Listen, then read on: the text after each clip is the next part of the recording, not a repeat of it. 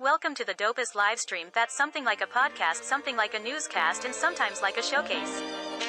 Khary's crib, Khary's crib, Khary's crib, Khary's crib. Yo, it's another news day. I feel good, I'm on top like a kufe. Sipping my coffee, shaking my head for homies acting goofy. Guess they do it for the gram or the TikTok, so who's me? Welcome to the crib, let's kick it like Bruce Lee. Part intelligent, part ratchet, that's half Neil deGrasse and half Boosie. Listen, man. Real spit, now that's lit, homie, truthfully. If you in the Tampa area, you should be down like Bruce B. We treat the pod like sex, we start slow and at full speed. You like the way we work it. 9 p.m. we going in, we podding perfect. Beez and Tati is my posse. No worries because I know my posse got me. Be careful, we might snap like paparazzi. But yo, we'll start the show and get lit like sipping hot Tati. What's good and Tim, pretty people? Friday evening, my name is Khary. This is my crib. And I invite you into my home for another evening of the dopest live stream. That's something like a podcast, something like a newscast, and every now and then like a showcase. We have another dope show for you tonight. Kendrick Lamar dropped a new album to remind us he hasn't gone missing. But is it fire or is it some mid? We'll get into it. Another verzuz is happening this weekend, this time between Onyx and Cypress Hill. This should be a goodie. We'll give you our prediction on that as well. A passenger landed a plane. People think Texas banned catfishing. Man, it's been an interesting week. I'm joined by the homie Beez, Buddha, the beautiful Tati. What's up to all the house guests in the chat? Everybody watching, podcast listeners listening. Hit that like button, hit the subscribe if you haven't already. Share this with your peoples. Let's have some fun tonight. Phone lines are open, 813-559-3339. Hit us up. Let us know your thoughts. Jump in the chat. Drop a comment. How is everybody doing? Yo, Beez, what's poppin'? Tati, how you doing? How is everybody doing in the chat? Hey, hey, hey. How's everybody doing this evening? What's up, Beez? Tati! How are you? I'm good. How are you? I'm good. I'm 3 shots in right now. You 3 shots? All right, wait, Yeah, I think I might be a shot behind. I'm feeling nice right now. Listen, I think I might be a shot behind. Huh? I'm going to do something a little out of the ordinary, but, you know, big shout out and big congratulations to Tati's little sister. Period. Yes. You know what? Give me a second. Yes, Give me a second. you know what My I'm saying? sister actually graduated yesterday. She graduated high school with her associate's degree. So very proud of her. Yes, that's big stuff right there, yo. Yeah. Wait, you said she left high school with her associate's degree? Yeah, graduated high school with her you know what? associate's degree. Yo, You gotta give it a round of applause for that, yo. You gotta give it a round of applause for that. Shout out to you, Mia. Not many people leave high school with an associate's degree. Mm-hmm. That's amazing. That's dope. That's dope as hell. But you 3 shots know what in, makes I'm that taking so 3 shots dope, in too? myself. You know what makes that so dope, though? What's that? She ain't even at college and she's already halfway through the battle. Exactly. Right. That's That's big right there. Yeah, I told her, I said, because when I went to college, it was like, okay, you got to do 4 years to get your bachelor's. She goes 2 years in, she got a bachelor's. And I told her, honestly, if you want to do the whole 4 years, you be done with your master's. Oh, you know what she did, though? No, I think I got it. My damn Yo, what's good, sister Wayne? went in and got a forklift license.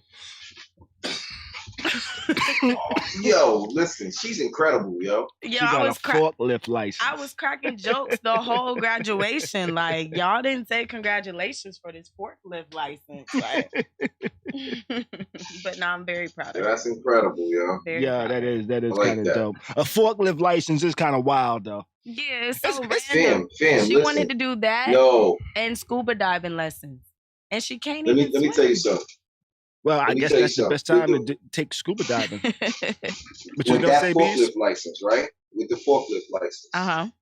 What your sister ensured in life is she will always have a job. Exactly. They always looking for somebody that can drive a forklift. That is true. But you know what? Always. She went and got it. She went and got it for no reason. You know what? She just wanted to drive a forklift.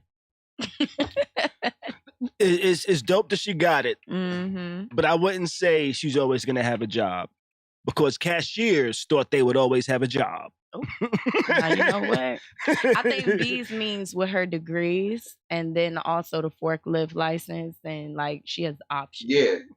But She has I options. get where like, Khary coming from. Yeah. I only say that because I don't know the future, but I'm pretty sure like a forklift is something at some point in the future that might be some automated shit. I don't know when, but I just think it's possible. True. I just think it's possible. I mean, it's definitely possible. It's definitely possible with the way technology is. I give it that much. I definitely give it that much. With the way technology is, you can't. And there is one phrase that sticks with me that makes me say I don't know where technology is gonna go. And this one phrase that sticks with me from teachers in school trying to teach me math. You're going to have to know this because you're not going to be walking around with a calculator with you everywhere. And guess what I have with me everywhere I go? That is fucking true. Calculator. You know? Just because you said I'm not going to know this. You know? You remember they said in grocery stores they were going to have robots now. And we just check out by ourselves now. Yeah. You're right. Yo. Some of that, like so crazy though. I mean, how they try to limit a lot of human interaction. I noticed that like I'm starting to see that's like sort of an angle. Like a lot of human interaction is like being pushed to the side, even down to like I would say with COVID. Like technically, if you look at it, it's like a push to the side, like, you don't need to touch nothing. You don't need to So eventually you probably get socially where you don't even want to be around people. And that's what it's done to some people. Right. Socially awkward. Yeah, I feel you. Yeah. COVID has closed a lot of doors, but it's also opened a lot of doors too. I think COVID actually really birthed a whole lot of entrepreneurship. I think entrepreneurship in this country might be at an all-time high just because of COVID. Might not be successful entrepreneurship. Might not be successful entrepreneurships all across the board, but a lot of people have took the leap and went out and said, you know what? I'm going to try this entrepreneurship. And a lot of those people realize, hey, running my own business is a lot more work than being employed. A lot of people don't realize that. People say, oh, I refuse to work 40 hours a week. You refuse to work for somebody else for 40 hours a week, because you're going to be working for yourself 80 hours a week. This is true. You know? This is true. Because I recall when I had a very successful website, it was a one-man operation. I had 80 to 100,000 subscribed users. I had a day job. And the moment I got off that day job, I was working on my website. And I was probably working on that more hours than my day job. But it didn't feel like work because it was my shit. You know? Because it was mine, it didn't feel like work. Technically, I probably work 80 hours a week, maybe. You know? That's my day job. Stuff for the show. This show. Other shit that I do, but the majority of it does not feel like I'm working. Why? Because I really enjoy the shit that I do. I'm just saying. I don't know how I got there. COVID no, I get that. Entrepreneurship. I get that because it's the same thing with me. Like COVID, for me, COVID boosted my business. Big time. You understand what I'm saying? From going to booking 10 parties on a year to almost 40 to 50 parties and rapidly climbing with my business. And like the same thing with, like, for me, I love it. I love my business. You know what I'm saying? I mean, people piss me off and stuff like that, but I mean, it comes with the territory of the business that I'm in. Right. But for the most part, like, I love it. Like, you know, I like to interact with people. I think it's because I'm a people person with a lot of things. You know what I'm saying? Like, I don't like people, but I do like people. You know what I mean? Got you. I feel that for a short amount of time. It's for a short you know amount what of it time. is? It's like the way some people like you can have some people to come to you and then it's like, oh, you know, this person's just so cool. I could talk to them. I could just, you know, I could vibe with them. And then you got some people that they come, they're not rude or nothing like that, but you just like, yo, there's no vibe here. There's no reason. Like, why am I still talking to this person? Right. I know what you mean with that. You know what I'm saying? Yeah, I feel you on that one. I definitely understand that shit. Shit. Shit, let's go ahead and just jump into it, man. Let's start this shit off, man. Let's start off with the man of the day, Mr. 57 Voices. Kendrick Lamar dropped the new album, Mr. Morale and the Big Steppers. I took a listen to it today. I got through the whole album. And I like it. I'm not mad at it. You got through the whole album? I got through the whole album, yes. When? I listened to the album. So I listened to some of the album this morning while I dropped my car off. I had to get my brakes done. The second time in the shop this week. But this time was for the brakes, not for no other major shit. Listened to some of it in the car. I listened to some of it this afternoon when I put my headphones on. I said, I put my headphones on and listened to some of it. Right. And then I listened to some of it. Hey, you was watching Game of Thrones. That's you was watching Game of Thrones. Trifling. You was watching Game of Thrones. You ain't even say nothing in the car. What's that? When I was listening to it in the car. I was listening with you. That sounds like, huh? Hey, I'm gonna jump in this because it sounds like she's like, yo, you could have said, yo, Kendrick, we could have pushed Game of Thrones to the side. Exactly. All I had to do was hit the pause button. That's all I had to do was hit the pause button. Exactly. You know what I'm saying? I'm sorry. I'm going to defend her on this one. Yo, I'm gonna go in here and I'm gonna defend her on this one. Yo. First season. She hasn't seen Game of Thrones. This is the first season of Game of Thrones. She was really into it. Yo, I would have turned that shit off to listen to the album. I've been waiting since yesterday to listen to it, and I thought we were gonna listen to it together. I'm sorry. Wow, well, okay. She's been anticipating this album like I've been anticipating Mount Westmore. I'm like, damn, maybe we'll listen to it later. It's all good. I'm halfway through it. I'm halfway through it. I listened to it, but I didn't really listen to it in the setting I wanted to listen to it in. I listened to it the way I listened to it because we're doing a show tonight and I wanted to listen to it before the show. So I kind of made myself listen to it throughout the day so I can actually hear the whole thing. But I didn't listen to it the way I wanted to listen to it. So I'm going to give you my opinion. But I can't give I listened to this motherfucker uninterrupted opinion. Because I was interrupted quite a bit while I was listening to it. But even though I was interrupted, I was like, yo, this shit is tough. But one of the things that really stood out to me on this album, Kodak Black. Kodak Black stood out to me on this album. Wow. He's featured on this album, right? But let me tell you something. What's that? Turn that up. Go ahead. No, go ahead. I'm sorry. He's featured on the album. He's he has a feature on one song. It's called Silent Hill, I think. He's featured on that song. But there's an interlude. There's an interlude on this album. Let me pull up the name of it. Yeah, I was gonna say it's Rich something. Yeah, it's Rich interlude. Let me see. Rich, and then the song is Rich something. Let's see. I'm pulling it up on my phone right now. Let's see. I just want to say, for the record, you should have been a believer. What, in Kodak? How much do I play Kodak? In Kodak? The song is Rich Spirit. It's called Rich Interlude. It's called Rich Interlude, but the song is called Rich Spirit. But I don't believe I don't believe that song features Kodak. Silent Hill features Kodak. The song that one's just he does the beginning on that right. one. But when he does the interlude is like Kodak doing like some spoken word poetry type shit. And yo, the shit is fire. I was like, yo, Kodak got bars, yo. Can I interject? Go ahead. Yo. Go ahead. Kodak always do that. You know what?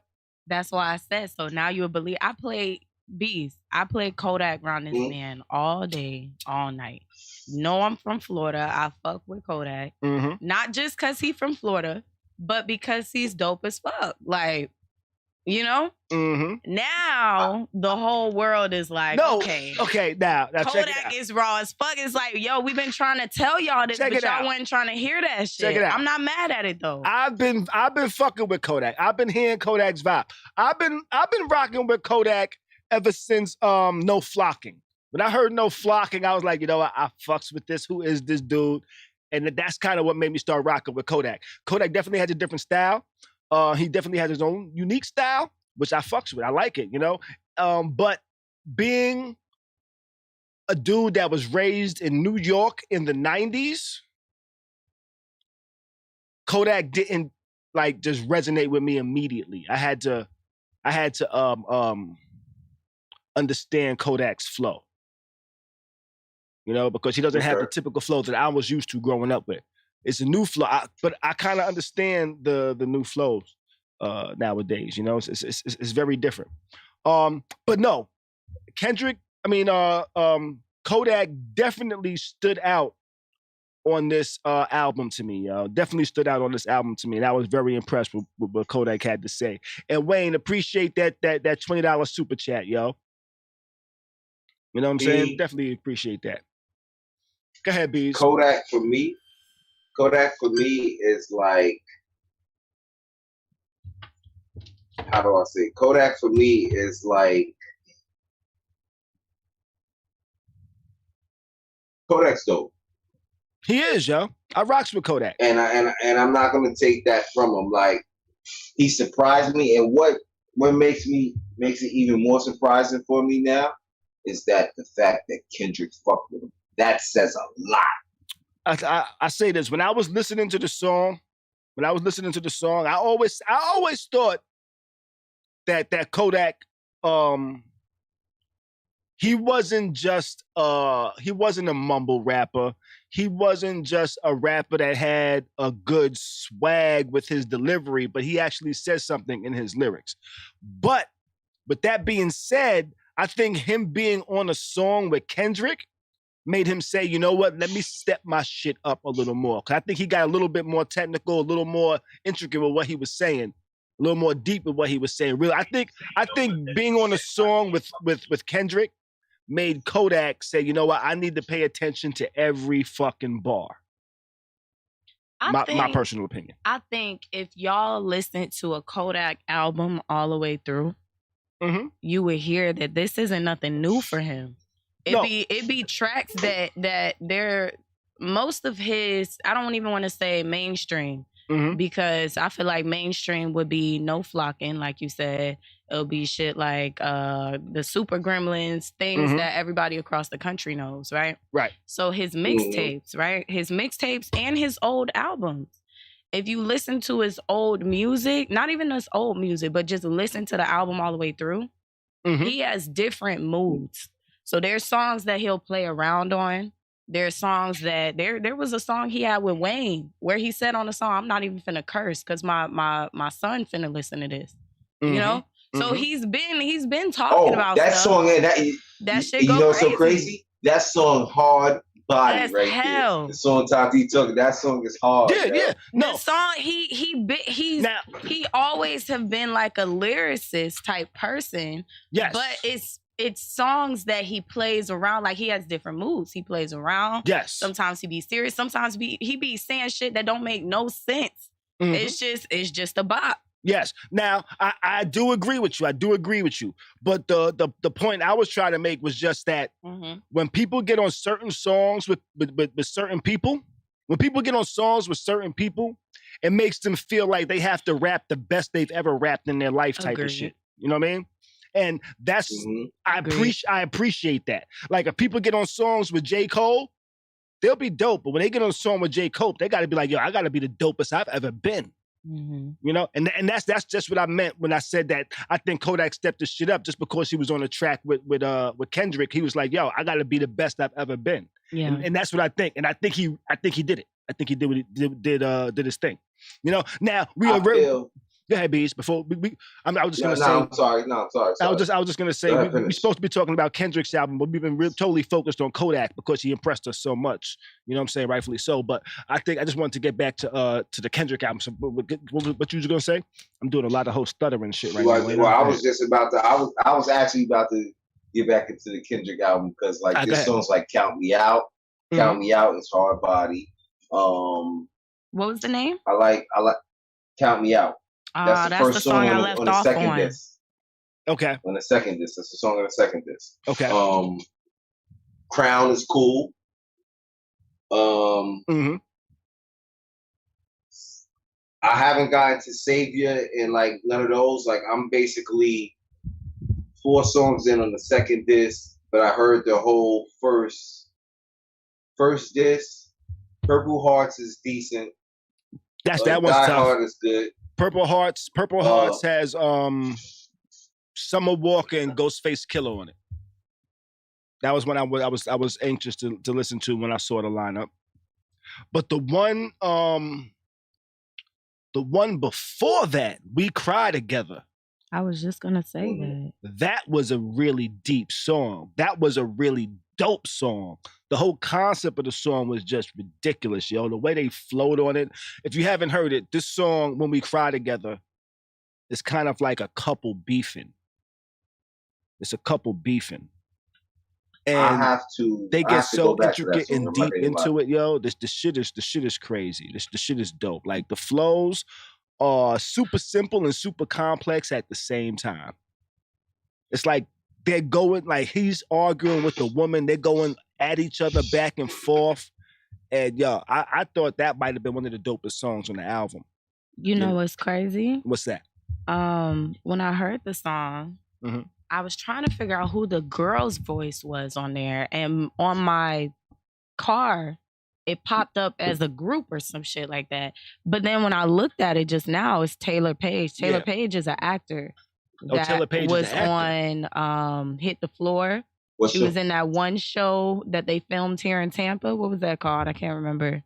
It was her and a white girl. Which show? Oh, you talking was about it reality? You're talking about that Zoe show or some shit like that, right? Something like that. Yeah, Zola. Yeah. But was it a reality show? Or was it a sitcom? It was a movie. It was a movie. I thought it was, maybe it was a movie. But she, it was crazy because I was trying to figure out who the voice was, and she's an actor, so it's crazy. I wonder how she even, how they even put that together. She probably Jason Weaver her way in there. She probably Jason Weaver her way in there. He's the actor singer. Yeah. So I thought that was pretty dope because I actually love her. So Taylor Dominique Page is an American actress and dancer. She is known for her roles as Asha Hayes in the VH1 series Hit the Floor, films Gene of Jones's, White Boy Rick, Zola, Maraine's Black Bottom, and Boogie. She's dope as fuck. She won the Independent Spirit Award for Best Female Lead for Zola. And I think she was White Boy Rick's sister, right? Who? I'm not sure. And was she White Boy Rick's sister? And it looked like she's actually the girlfriend of Jesse Williams. Activist. That was the actor as well. I think she was at one point. Well, I only say that because when I Googled her name, mad pictures of those two came up. Oh, yeah. But I love her. I was curious to see who that was, on the track. Right. When I heard the song, I wasn't sure who that was. But now that I know who it is, I'm pretty confident that Kendrick Lamar wrote the whole song, probably recorded it. She listened to how he kind of spit her parts and kind of did it. Because when I was listening to it, I was like, yo, is she a rapper? Did she write these parts? Or did he write these parts? She's just an actor. I mean, I'm not surprised because it fits the part. He needed an actor for that. Yes. Because as I was listening to it, I was like, yo, the feeling on this just feels so real. It's like, yo, he knew the emotion that he wanted to convey. And I was like, yo, how did they do this in the studio, yo? And being that she's an actress, writer. Being that she's an actress, I can kind of see how. Mm-hmm. You know, so I thought that song was really dope. But there's another song on the album towards the end that touched like a topic that's really like mainstream nowadays. It's called Auntie Diaries. Have either of y'all gotten to this song? Nah, I haven't. I don't Auntie think. Diaries. Wait, let me look.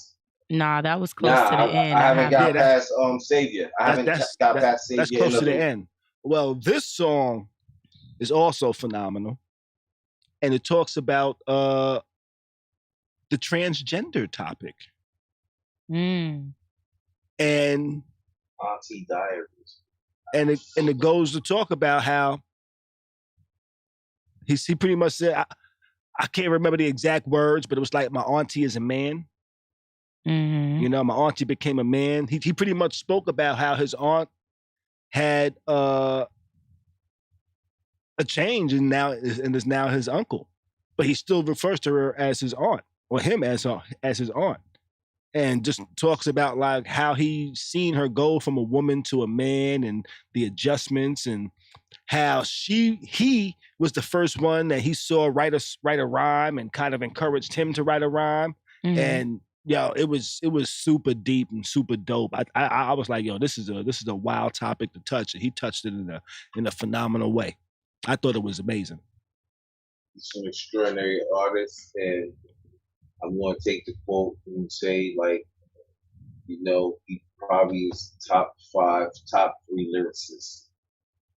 Out, like, yeah, right. Out right now. The way he out, the way he not out.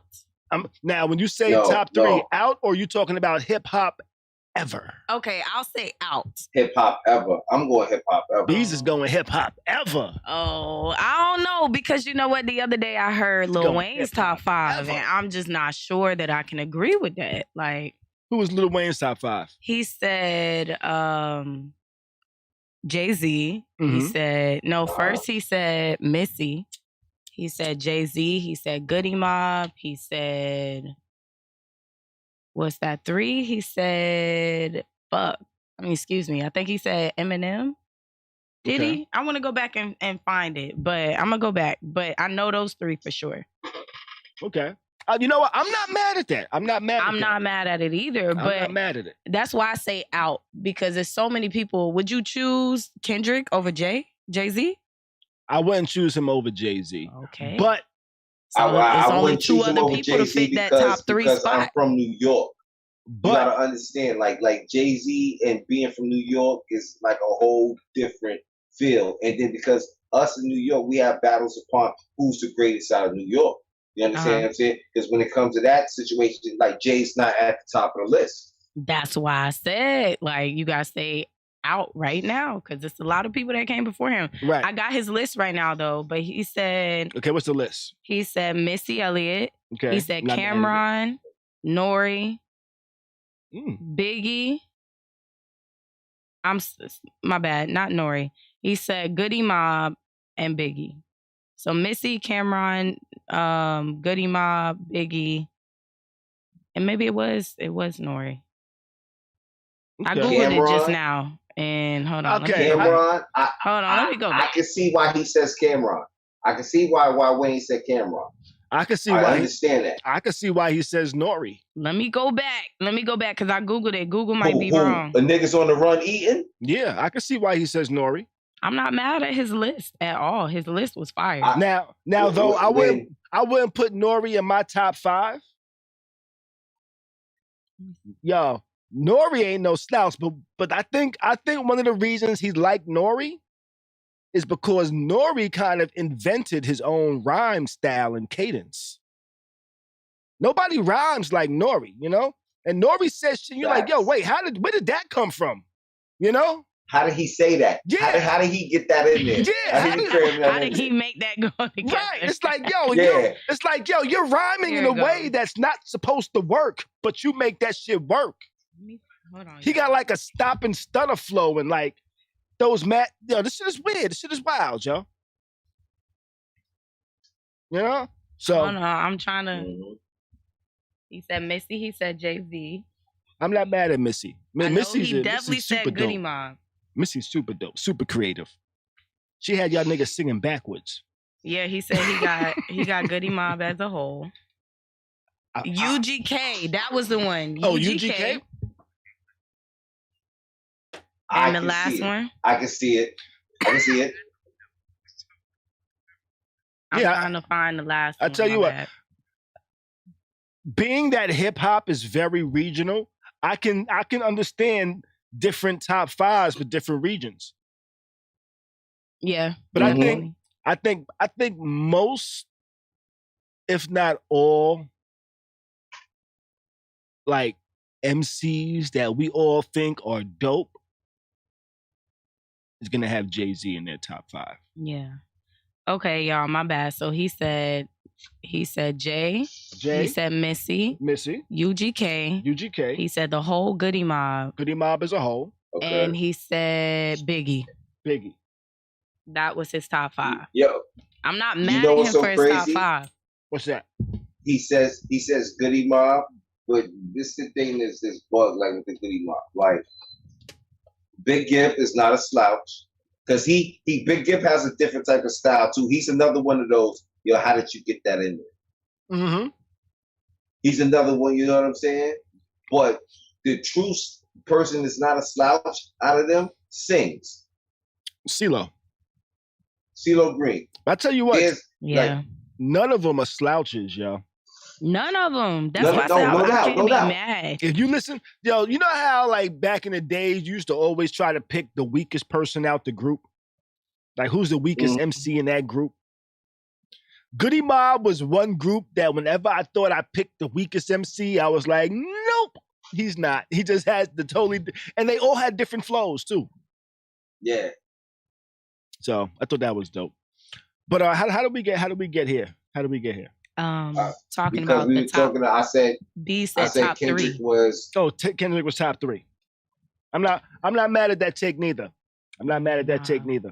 I would even say top 3 within all of hip hop, possibly ever. Yeah. Yo, like he's extraordinary. The shit that he says, and this is what makes him extraordinary. It's the type of beats that he selects. Mm-hmm. You feel what I'm saying? Because beat selection is one thing. Like, okay, that's why like I have that thing about drill. Like I don't like drill because it's all the same. You know what I'm saying? Mm-hmm. Whatever the beat is with it, but it all sounds the same. Everything sounds the same. Kendrick. You're right. Kendrick jumps like all right, I'm gonna touch a little of this. I'm gonna touch a little of that. I'm gonna touch a little of that. That's what made Pac great. Mm-hmm. He didn't just pick your average type of DMX. That was the greatness of DMX. He didn't pick your average type of beat expectancy. Right. Like there's a lot of albums nowadays where every song is a 3/7 snare. You know? Where on Kendrick's album, there's 3/7 snares. You know, there's 2/4 snares.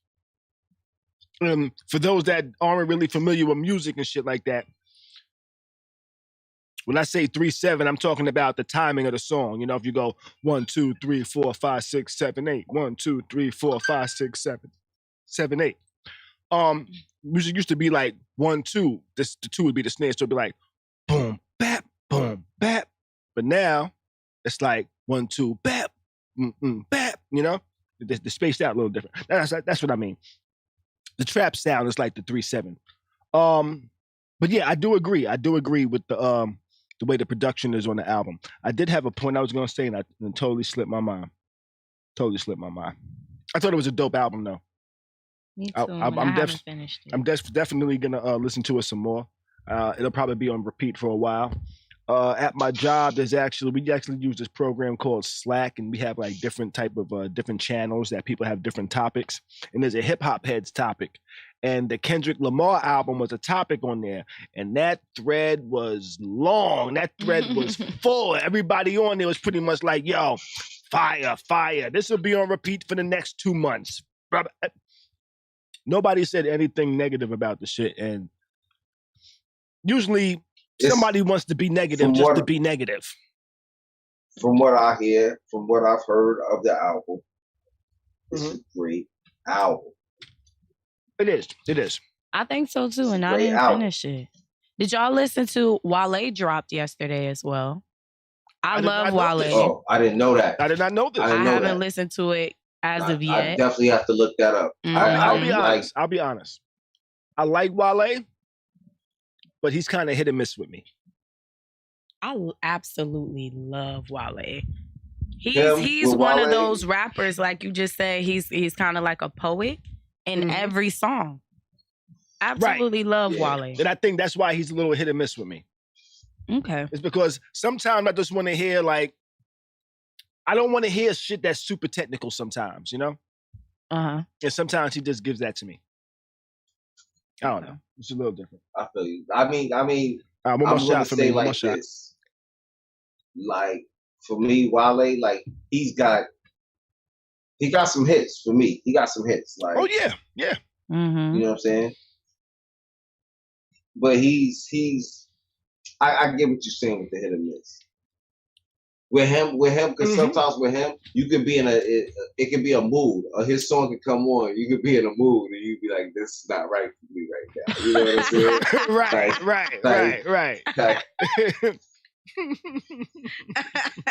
I ain't gonna lie, he got one song that's sad as fuck, and I refuse.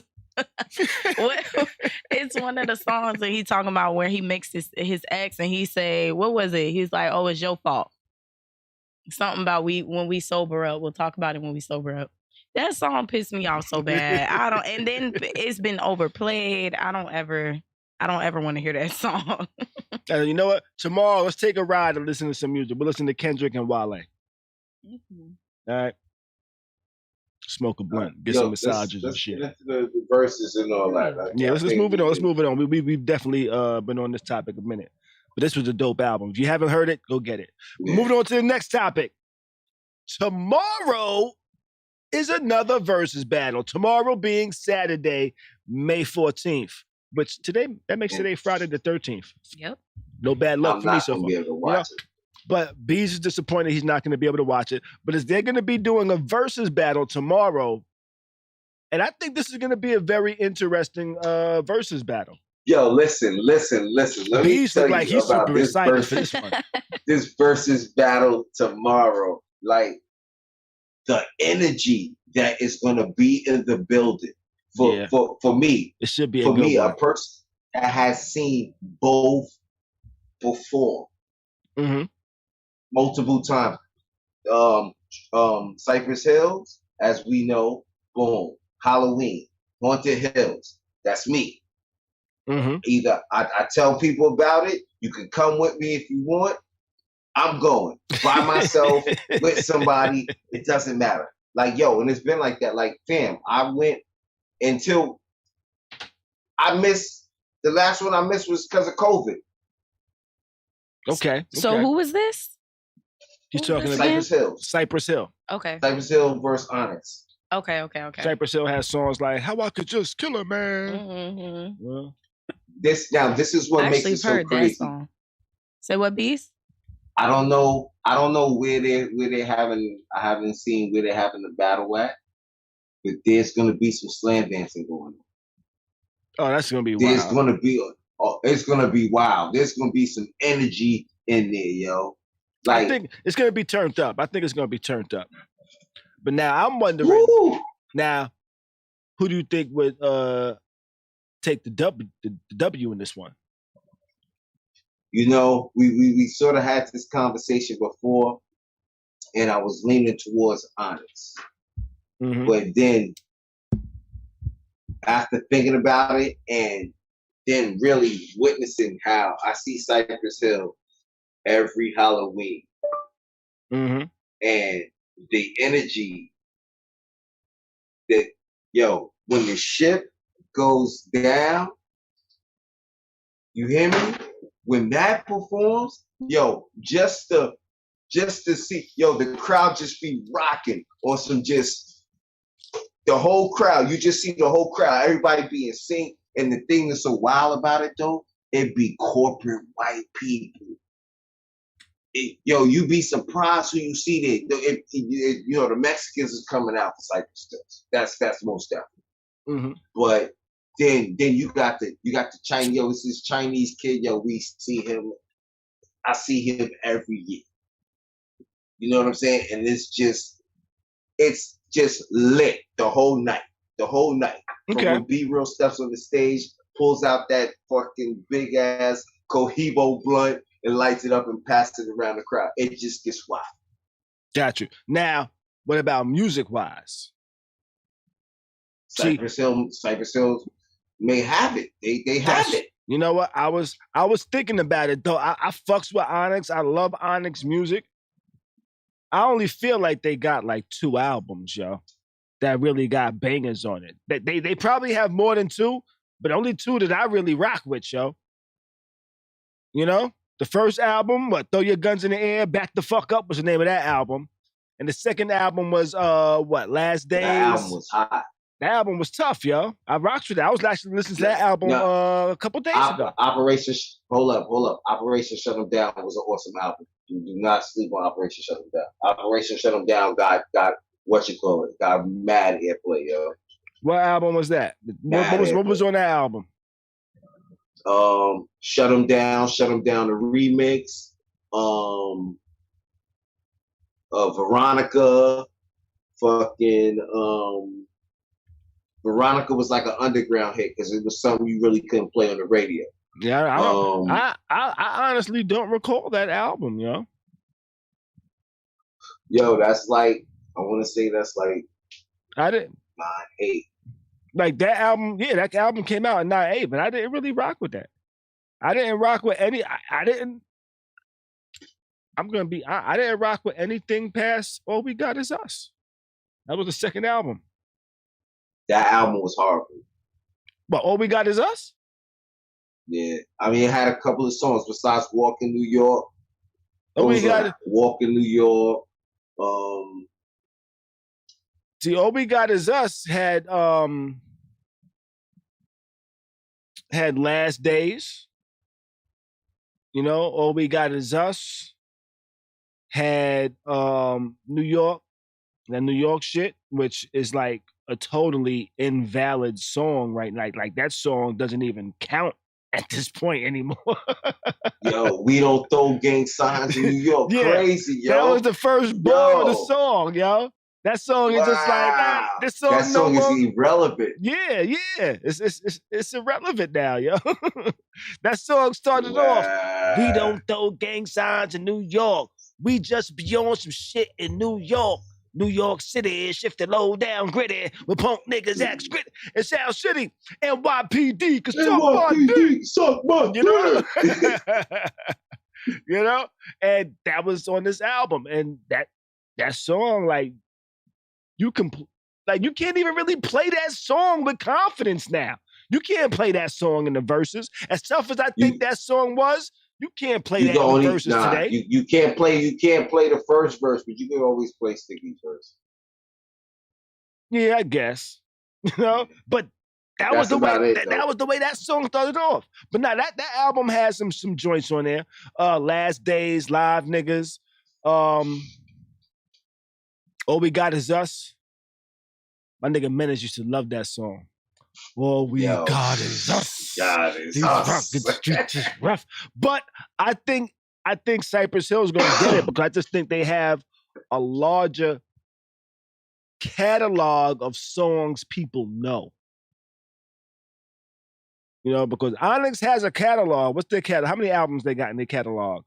1, 2, 3, 4, 5, 6, 7, 8, 9, 10, 11. So Back the Fuck Up in 93. All We Got Is Us in 95. Shut 'Em Down 98. Back the Fuck Up Part 2 in 2002. Trigonometry in 2003. Wake the Fuck Up in 2014. Black Rock in 2018. Snowmads in 2019. Onyx for Life in 2021. 1993 in 2022, and Onyx vs. Everybody in 2022. So they still dropping albums. Then they had an EP called Against All Authorities. And that came out when? In 2015. And I will be totally honest with you. I love Onyx. I came up on Onyx, but I only really know 2 of those albums. I feel like this. I think Onyx is probably gonna bring Meth out. I just feel like that's gonna happen. Okay. For the worst. For the worst? Yeah. Why? Damn, that was an Onyx and that was a banger for them. Onyx and Wu-Tang. Mm-hmm. You know what I'm saying? Why you say for the worst? That's the name of the song. Oh, okay. The worst. Okay. I thought you were saying bringing him out was gonna be for the worst. That was like, why is that gonna be a bad thing? The name of the song is called The Worst. My bad. Maybe that should have been explained. Yeah. Nah, there's some songs on there though. On that Operation Shut Them Down. That album was hot, yo. Vic and Rob. Okay. They had a joint with Lost Boys. Let's see. Let's take a look in the chat real quick over here, Beez. Where we got people saying Wayne says he can't wait for the verses tomorrow. I think it's in Atlantic City. That's a wild spot to have the verses in Atlantic City. When the last time some shit went off in Atlantic City? Wayne Mills says, I rock with Cypress Hill. Kimmy Cat says Cypress Hill. LA Music Sound says Cypress Hill, cool as hell. It's cool as hell to smoke with. They humble too. Not humble. Wayne Mills said we only heard about 2 albums. I'm assuming you think you're talking about Onyx, because Beez heard more albums. I recall 2. Though I do recall the Shut 'Em Down album. I don't think I really fucked with it like that. I think that was around the time they was like, all right. I'm sorry. I think that was around the time they said, all right, we got to stop being so gritty and grimy, you know? Yeah. They try to start rapping in their regular voices and shit. I'm like, I don't want to hear this shit, nigga. Sticky Fingers like, hi, my name is Sticky Fingers. I'm rapping for you. I know one song they're not going to perform, though. What's that? They don't rock with 50. React. Okay. I don't fuck with 50. I guess 50 was on that song. What album was that on? That was on Operation Shut 'Em Down. I'm telling you, that album had bangers, yo. I want to say, listen, and I want to say that might have been like one of the first major songs for 50. Okay. You know what I'm saying? Like because you got to remember they were all up under the Jam Master Jay. Right. R.I.P. Jam Master Jay. Jay. You know. Yeah, but at the end of the day, I got Cypress Hills in this too. Yeah, I got Cypress Hill winning this as well. I got Cypress Hill winning this as well. You know? When the shit goes down, boom, biddy, bye-bye. Hits from the bomb. Mm-hmm. Yeah, they got a lot of joints, yo. I want to get high. Yeah, they got mad joints. Yo, you want to know what's going to be the killer? What's that? How I could just kill a man? That's gonna be hard body, but you know what go hard body because I seen it for myself. That? So you want to be a rap superstar? Ah, okay. Yeah, that joint was tough. That should go hard. But you know, live performance, that should go hard. Yeah, I'm gonna try to check some of it out. I'm gonna try to check out this versus battle, man. I'm gonna definitely try to look at it. What's the joint? Stendor got a solo joint that's hard body. Got you. For Cypress Hills. Got you. It's real Mexican. I'm gonna check it out. You know, I think on some representation. Got you. Body. I'm gonna check it out. I think Cypress Hill is gonna take it. Even though I think they, oh shit. Even though I think they both got cult followings, I think Cypress Hill is going to take it because I think they might have a bigger cult. And it'll be dope if they play. I'm gonna just how I could just kill a man right before they talk some shit about whooping Onyx ass. Even though I'm a super Onyx fan, but I did think Cypress Hill was from New York back in the days. They're from Cypress Hill, Brooklyn, right? Yeah. Yeah, I think they are from. I thought they was from New York back in the days because the "How I Can Just Kill a Man" video was filmed in New York. You know, they was fucking around with I forgot who they was dealing with. They was messing with somebody that was in New York, but they actually ended up filming that video in New York. And since that was the first video we saw of them, I thought they was from New York because there's a Cypress Avenue in New York. And I was like, huh. They used the signs. Used the signs. Right, you know? And since there is a Cypress Ave in the Bronx, I was like, you know what? I never really hung around too much on Cypress Ave. I wonder if there's a hill there. Maybe that's why they call themselves Cypress Hill. But that's not why they call themselves Cypress Hill. You know? But let's move it on. Let's move it on. That versus battle will be tomorrow. I won't be hosting. I don't do the versus battles no more. Versus has their own channel now, so you know. They finally did that? Yeah, they did finally do that. Okay. But tonight's topic that I wanted to discuss, I got to this topic because I saw some tweets on Twitter, right? This one dude, Sir Walters, had tweeted, "Couples therapy as boyfriend and girlfriend is wild. Just let that shit go, beloved." And there was a lot of reactions, yo. There was a lot of reactions, a lot of retweets, a lot of comments. And they were kind of mixed. Some people felt what he was saying. Other people was like, you see, that's wrong with y'all young whippersnappers nowadays. Y'all give up too easy. I might have threw some words in there. But they was like, y'all give up too easy. Something, you have one little problem and you're like, fuck this. I'm out. And some people was like, yeah, you know, you got to start somewhere and work on things. And me personally, I was like, what is wrong with couples therapy as boyfriend and girlfriend? Before you get married, you got to be boyfriend and girlfriend, right? And if you're gonna get married, you got to go through some shit together, right? If you're gonna go through some shit, there's no doubt about that. You know, there is not a couple alive that's been married 40, 50 years that ain't been through the ups and downs like a motherfucker. You know? Word. And a lot of the ups and downs they've been through, you'll never know about. Why? Because they ain't share that shit. They kept that shit private, dealt with it how they dealt with it and shit. But my point being, I don't see anything wrong with therapy for couples.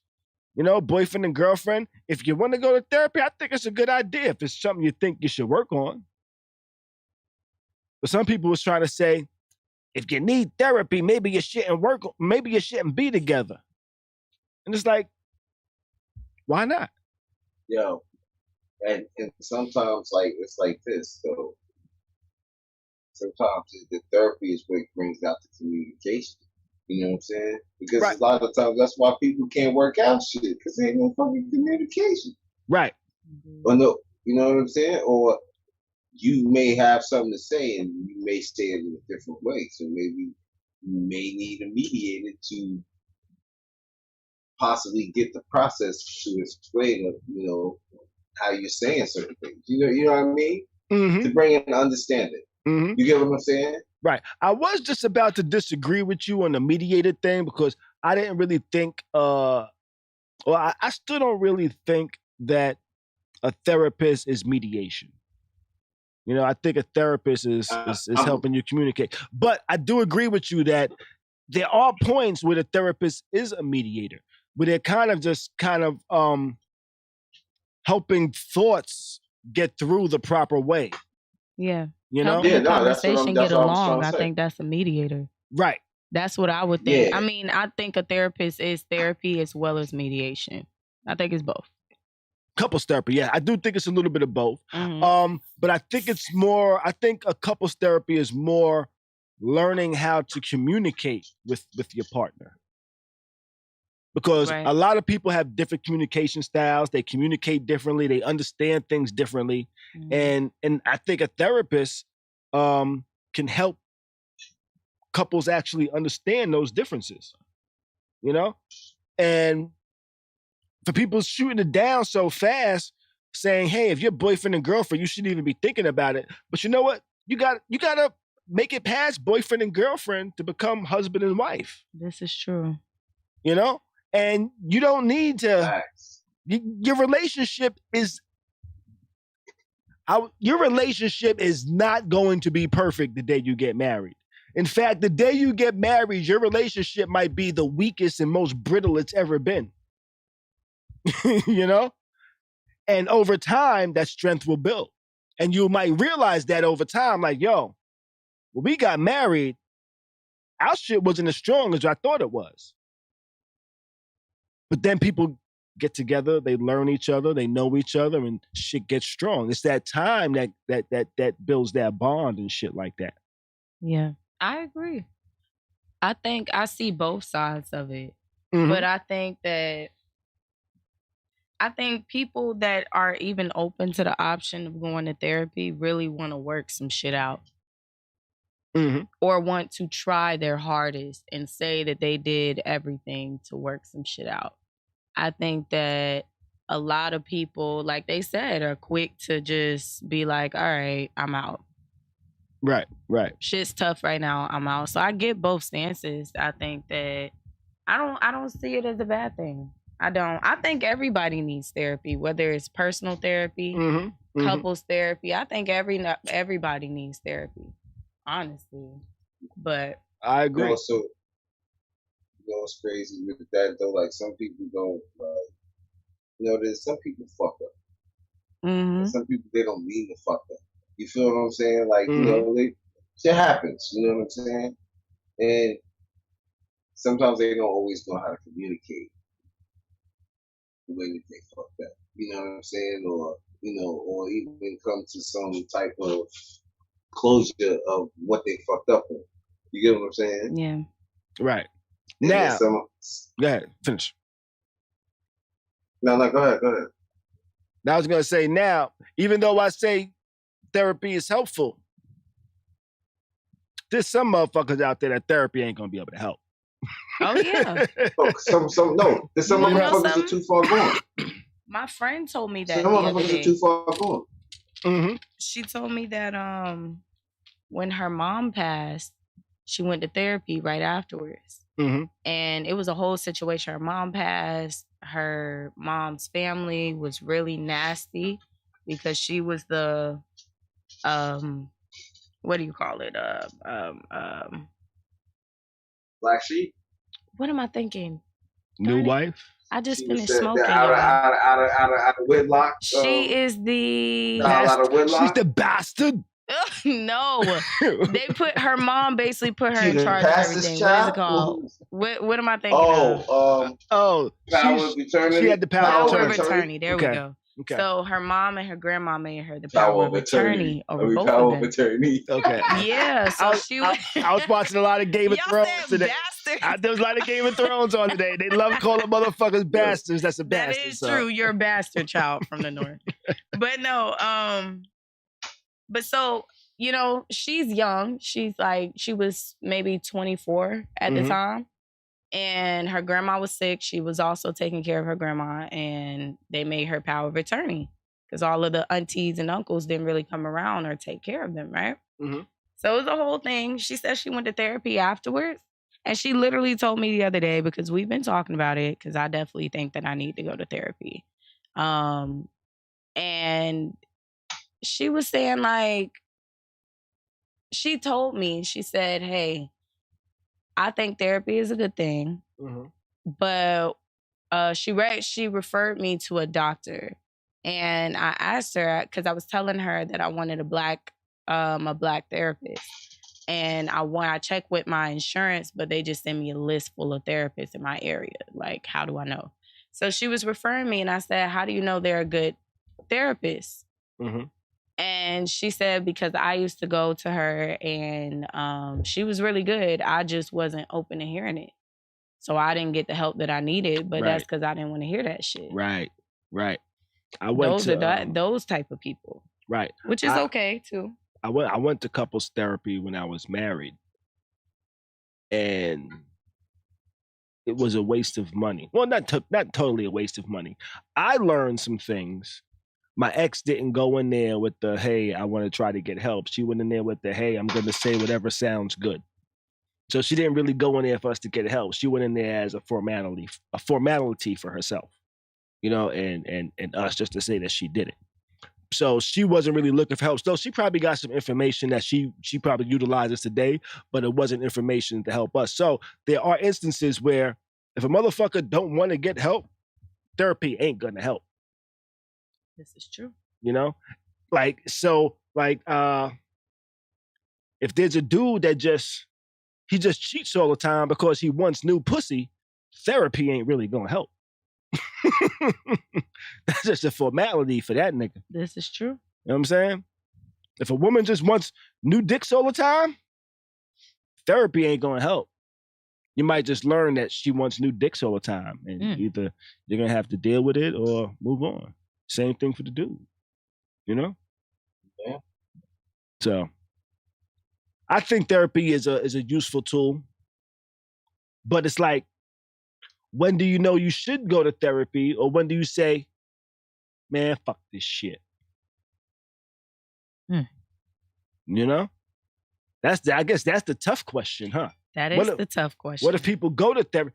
You know what? Actually, what if people go to therapy and realize, you know what, maybe we shouldn't be together? Therapy might make you say, you know what, maybe we should keep this together and work this out. Therapy could also say, you know what, maybe we shouldn't be together. I think if people that don't was talk the about case, that too much neither. Therapy will help you get closure. That's the case. Sometimes therapy helps people get closure. Sometimes therapy tells people you don't need the closure. But I'm saying, if you're going to couples therapy, right, in that situation, and like you said, you figure out you're not supposed to be together, right? You're in the midst of you're in a area where you can be safe. It's safe to say what you want to say. So if that's the realization between the two of you guys, therapy should help you get closure. Like, so it don't have to be on a negative, like, you know, tone. You know what I'm saying? Yeah. I think I never thought about that though. Yeah, therapy can possibly open your eyes to that. Yes, therapy can open your eyes to that, but there's no guarantee that both person's eyes would be opened at the same time. You know, so like a couple could go into therapy. One person can get out of those therapy sessions that, you know what, we're not the best fit for each other, while the other person says we should keep fighting. You know, that other person might take a while to realize that. So even though you both might realize it eventually, one realizing it earlier than the other could actually cause more conflict because the other just doesn't understand. Just my thoughts with that one. Okay. But I guess there really is no answer. I guess it's to each individual couple, and they should know when to call it quits or or if they should work it out. I personally think if there's love there and y'all ain't trying to put each other in a sleeper hold, not in kinky ways, but more like, I'm tired of this motherfucker, y'all should try to work it out, you know? But if you try to like knock a nigga out all the time or knock a bitch out all the time and y'all just like try to drop kick each other out the room, then you should probably call it quits. You know? But I think if there's love there and y'all want to work it out, you should definitely try to work it out. If therapy is going to help, I wouldn't say you need to wait till you get married to get therapy. I think therapy can actually help you before you get married and make your marriage stronger before that bond is even completed and committed, actually. You know, so I'm not against therapy. I will advise any couple that loves each other, even if they're in the best space ever. I want to try couples therapy. You might learn some things about each other and make your relationship even better. But then it can also backfire. You might learn some things and you'll be like, man, fuck this motherfucker. But you know what? Man. Never mind. I was just about to ask Beez if he was awake over there, but he looked like that woke him up. Yeah, what's up? I've been up. Oh. You know? And I'm looking at the chat over here. We got people saying, yo, true story. Wayne says true story. Sean says this topic really hit home for me. Wayne says, question, what if you go to therapy and it doesn't work at all?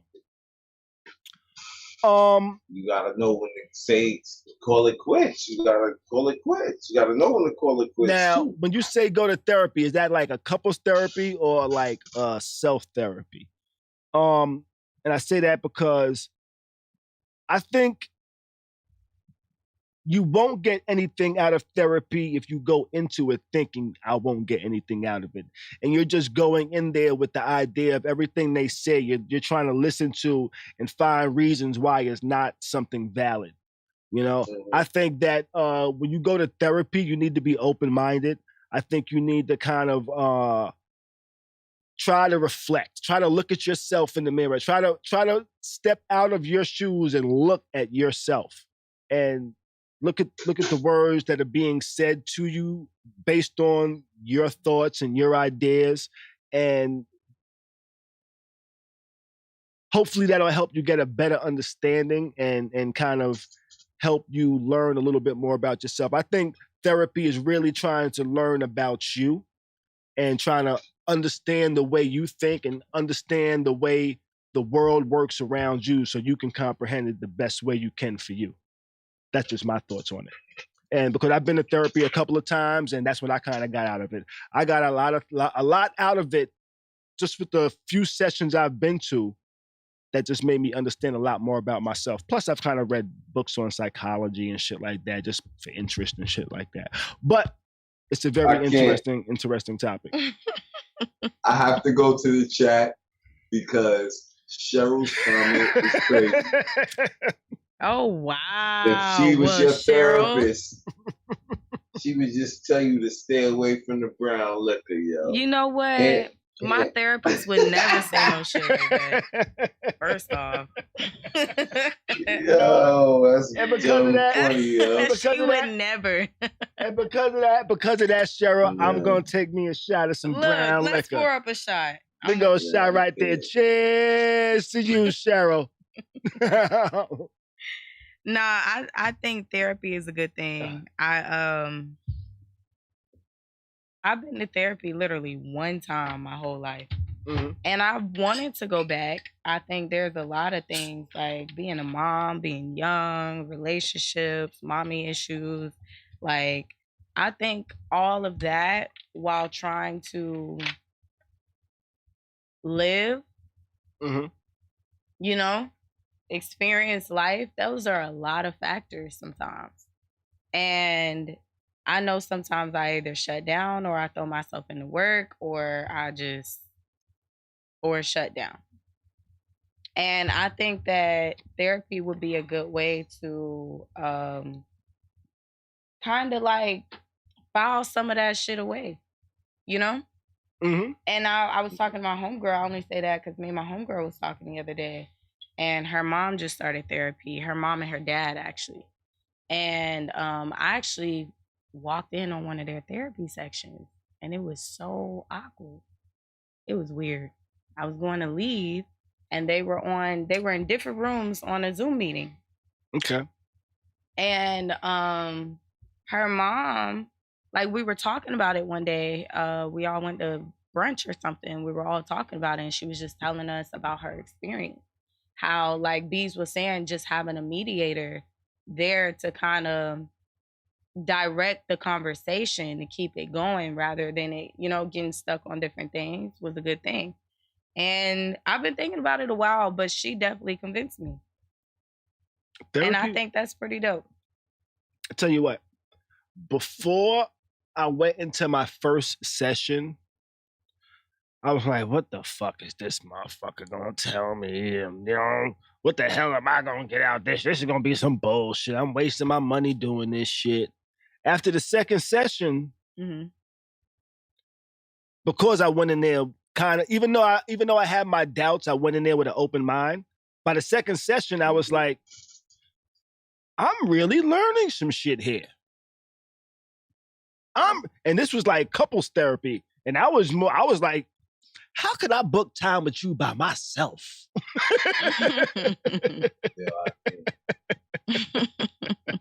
I was like, yo, I should have been doing this shit since I was 16 years old, nigga. You know, I should have been doing this since I was a teenager. This would have helped me out tremendously. How can I book time with you, bro? For real. For real, yo. Because you feel listened, you feel heard. And it's like, yo, you can help me interpret things in a better way from my understanding. Because my understanding of things is biased from my understanding. You know, so I might understand things from my own perspective, even though that's not the perspective I should be trying to understand things from. Where a therapist can kind of help you kind of dissect things and look at things from different angles and be like, oh shit, you know what? That does make sense. This is true. I haven't been feeling loved. And that's why I'm so angry. That's why I always kick bums in the mouth. I don't kick bums in the mouth. I'm just using that as an example of an angry person. I'm just using that as an example for an angry person. I don't do that. I've never done that. I've never done that. You know? And I don't call them bums. I just use that as a silly example. You know, but you know what? I think therapy can help for whether you're involved in a relationship and you want to make your relationship stronger. I think it's better. I think it's good for individuals that just want to understand their self and understand how they view the world a little bit better. I'm not against therapy. I'm a black man, and I used to think therapy was bad. I had a friend when I was like 13 that was in therapy, and I was like, damn, your mama think you crazy, huh? And I was just like, I was wrong. I was ignorant. His mom said, you know what? He can use some help because he's going through some shit and he needs to help understand it. But I wish I had that type of... My mom did try to suggest I go to therapy, and I was like, fuck that shit. I ain't crazy. But I was a kid, so... But I would suggest anybody that thinks they are crazy go to therapy. That's probably the worst way to say it. Worst way, not the best, the worst way to say it. And I had 4 shots, so let's move on to the next topic. How many shots I had? 5? All right. No catfishing in Texas. Has anybody heard about this? Anybody? Yeah, I've heard about that. So, this no catfishing in Texas because Texas has banned access to face filters on Facebook and Instagram. But they're not because some politician got catfished on a dating app. That's not the reason. Or that's not why they say it's actually the reason. Oh, I think my camera froze on me. Froze, yeah. My camera kind of froze on me, I think. Yep. I didn't look at the chat. My bad, Wayne. Let me switch this up. Let me put Beez. Yeah, my camera froze on it. All right. What was I saying? He like. Oh, I was saying because it's not because a politician got catfished, or at least that's not why they say they're doing this. They're saying it because the Attorney General sued the social media platform's parent company, saying some of its practices violated Texas privacy laws. You know, and the laws that they say they violated had to do with facial recognition and them saying some of these filters are doing facial recognition, which is in violation of some of our laws. Let me see if I can find what it actually says here. I knew they were violating the terms and policies somehow. Let's see. The disabled filters are 3D overlays that change the user's appearance or add accessories such as hat, facial hair or cartoonish dog ears and snouts. Other Instagram filters that change only lighting or add hues to photos remain available to use.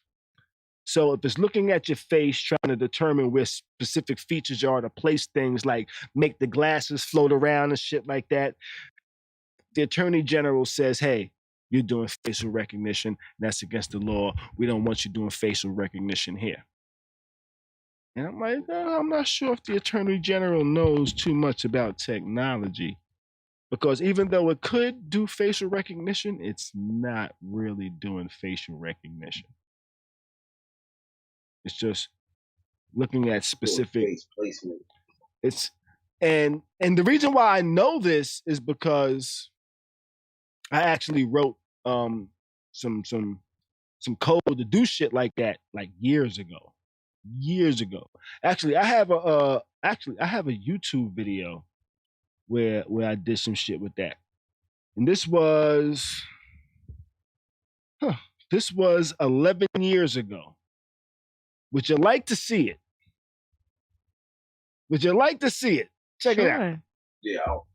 This is me doing a facial recognition test. I was using software to try to make these glasses stay with my face. And this was just like a video. So this is me. And it's me, and it's trying to track my face. And this is some code I wrote to try to make the glasses. It did a decent job. It wasn't perfect, but this was like a early first attempt that I did some time ago. You know, so because of that, I know it wasn't actually checking or tracking the user's actual face. It was doing some geometry shit, but it wasn't actually looking at your exact face. Mm-hmm. So that's pretty cool. So I know a little bit about it. There's a lot of things that actually needs to go on for facial recognition to actually take place. There need to be like snapshots being taken, that information being sent to the server actually verify, looking at the face and tracking specific points on it and things like that. So it's possible they could be doing facial recognition, but I think that would be way overkill for some of these filters. And if you're worried about them doing facial recognition, you should probably just be scared of using your phone's camera, period. Right. I mean, they've already done it so many ways, y'all. You know, they're already, every time you look at your phone to unlock it, facial recognition. Right. I'm sure they already had it. Yeah. They've been had it. I promise. All the pictures you already uploaded, mm-hmm. facial recognition, if you're so scared of it. All the videos you uploaded, facial recognition. And then even your phone, like iPhones, mm-hmm. since back in the day, you could sort your pictures based on whose face would like it. Yeah. It automatically has, puts a face to a contact. And then not to mention unlocking your phone with your face. I tell you what, I'm not scared of Facebook. Yeah.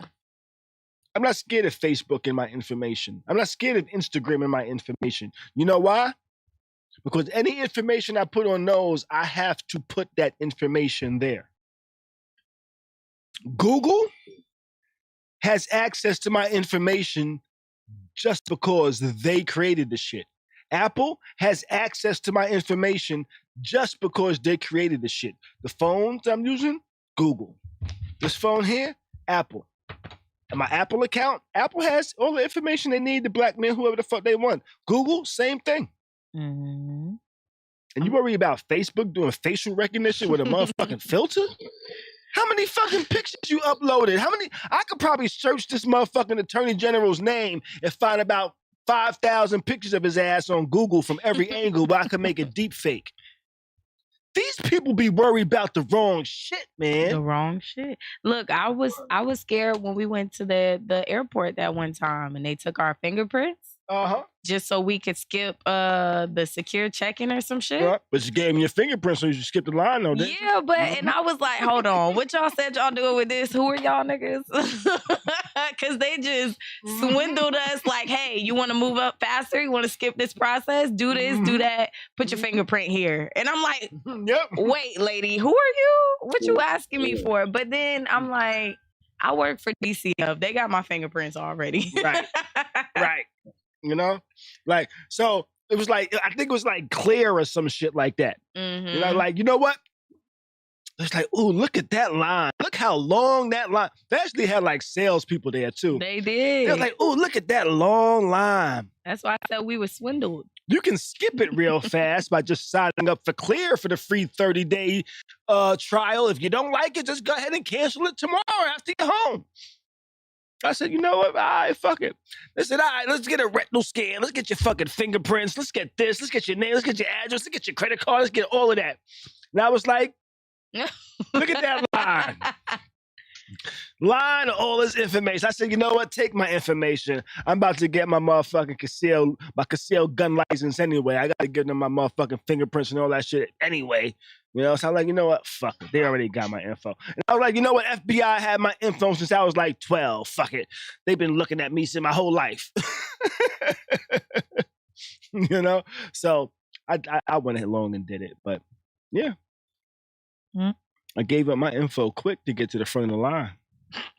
Fuck privacy.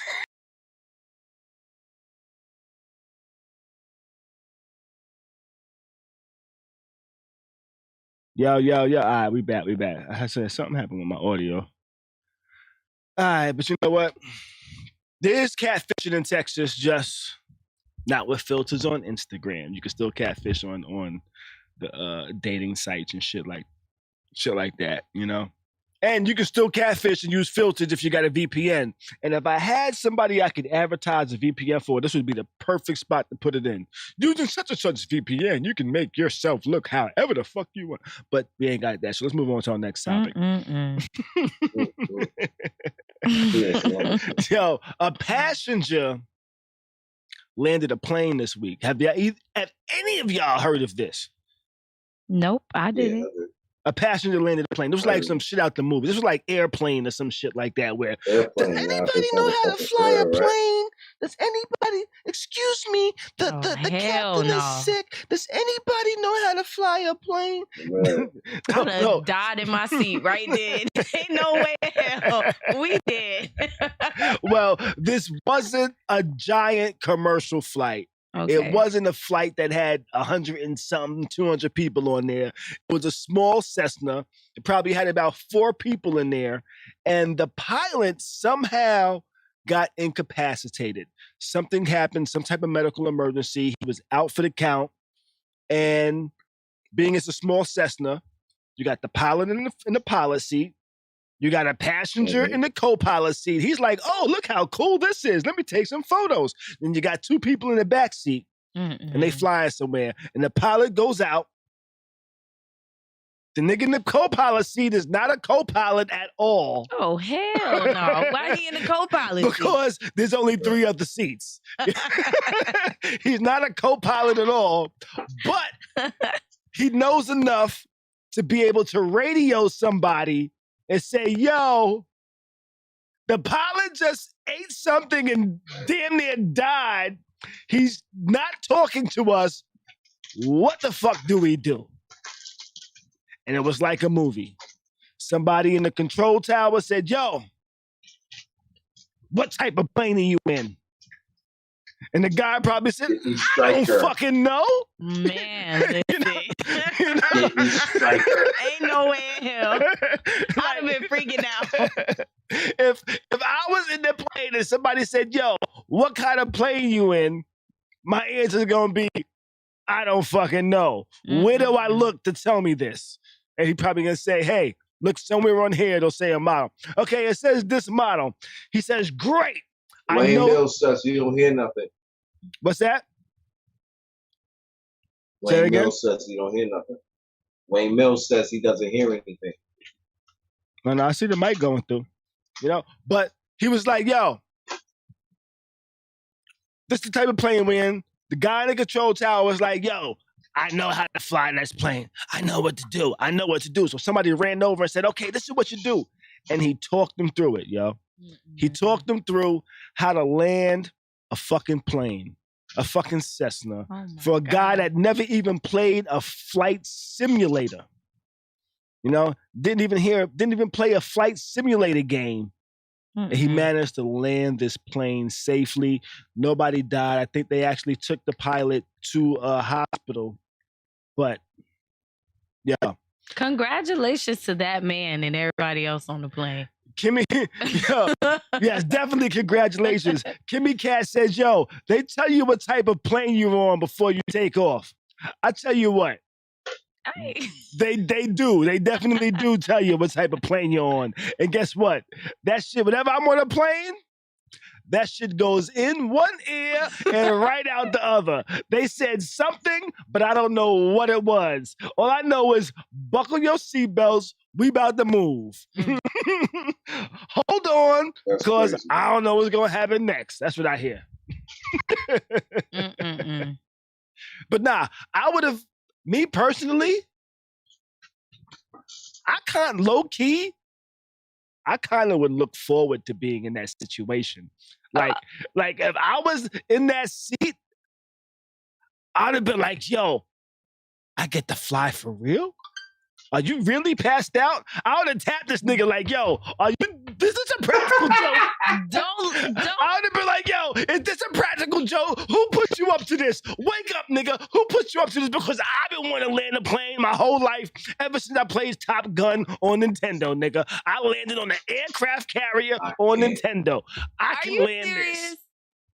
I would have been like, yo, we are landing, baby. I would have been like, we are landing, baby. And when we land, oh my God, you're going to be like, oh my God, you landed a plane. Soul plane. Bro. Soul plane like listen, I'm a little confused. I've only been on a plane one time with Khary, right? Uh-huh.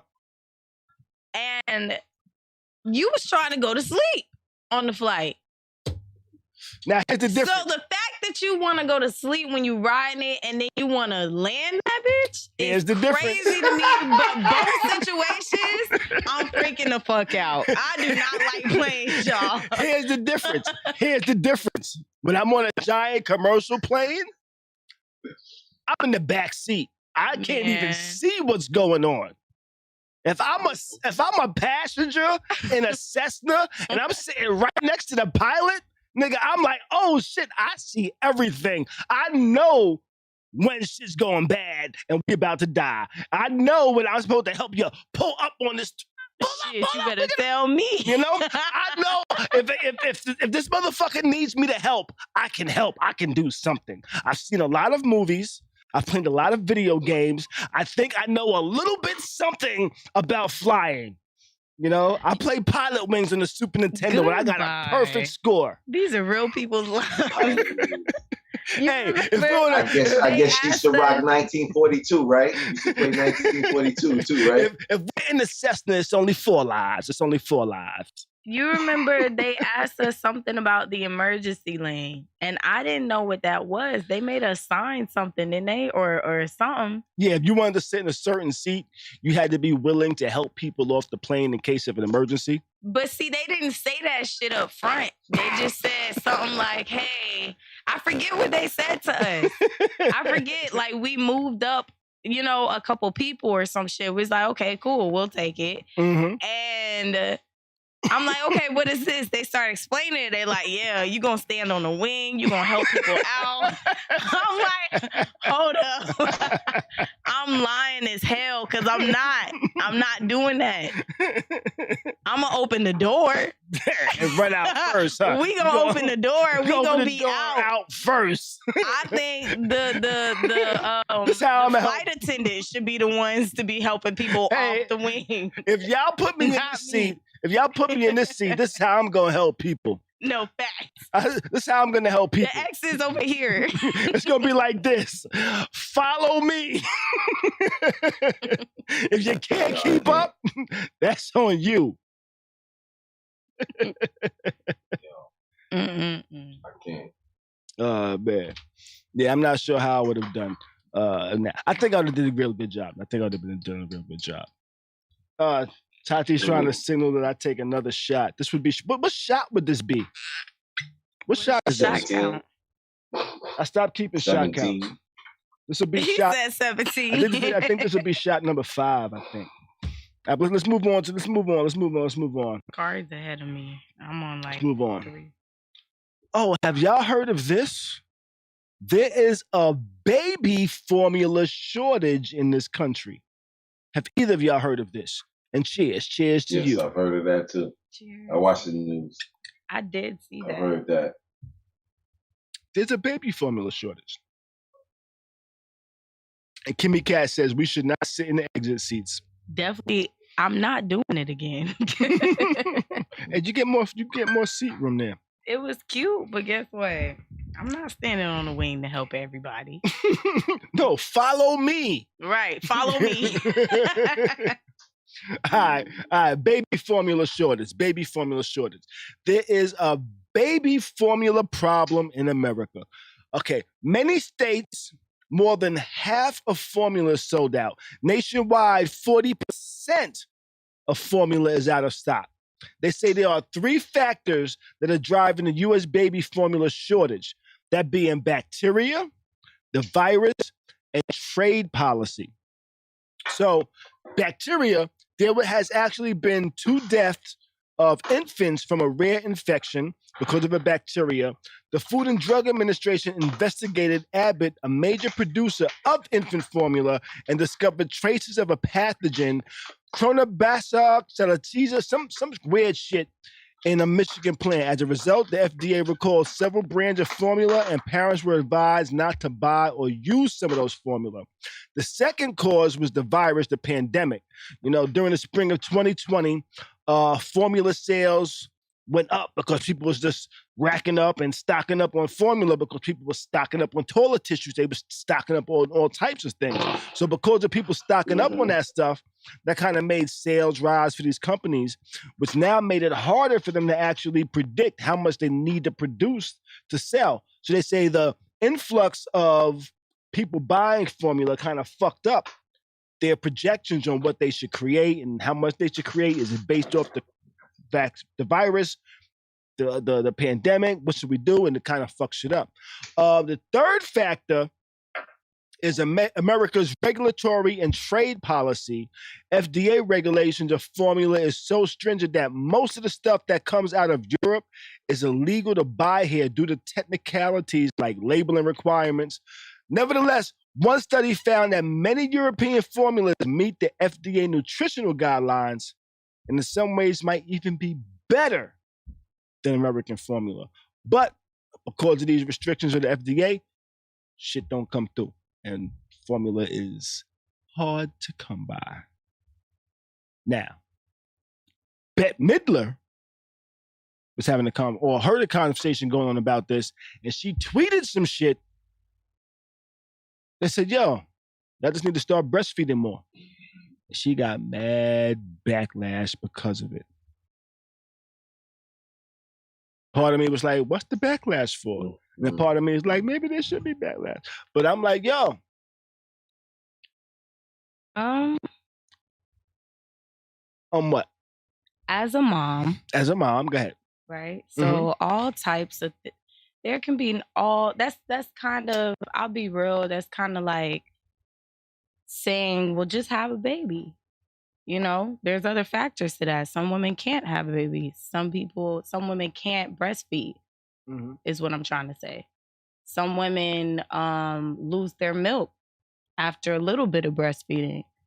There are other options. You can buy milk from other moms, but I mean, in my opinion, you gotta be a strong mom to do some shit like that. Because I ain't doing no shit like milk that. From another mom. Yeah, really so buy no milk from another mom. Yeah, I can understand if the backlash is coming from women that can't breastfeed. I'm sorry to cut you off. Here's my question.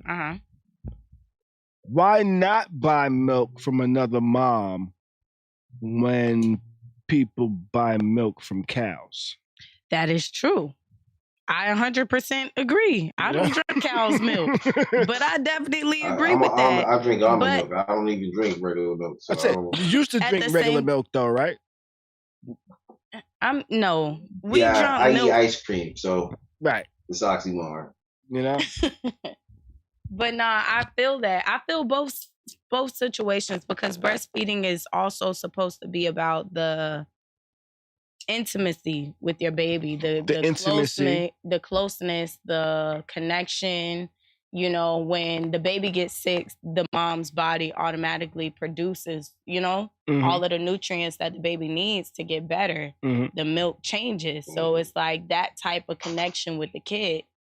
And I get that. So I understand why people wouldn't choose that option, Right. It's like it's like donating blood. You know what I'm saying? Do you really want to just, unless you absolutely need it? Now, I've donated blood plenty of times. Now, just because I have the blood type that a lot of people can get.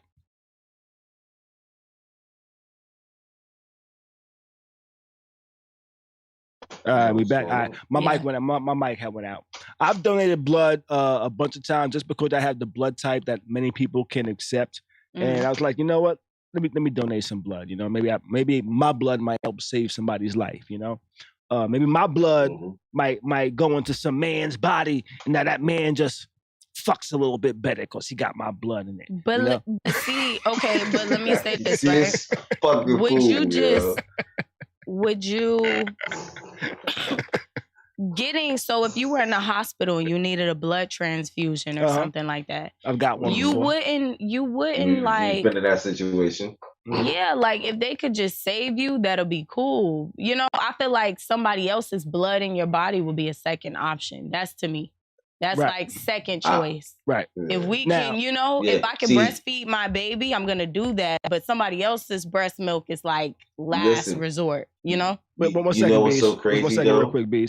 Kimmy Cat in the chat says breastfeeding is actually the best method, but some moms can't breastfeed. Right.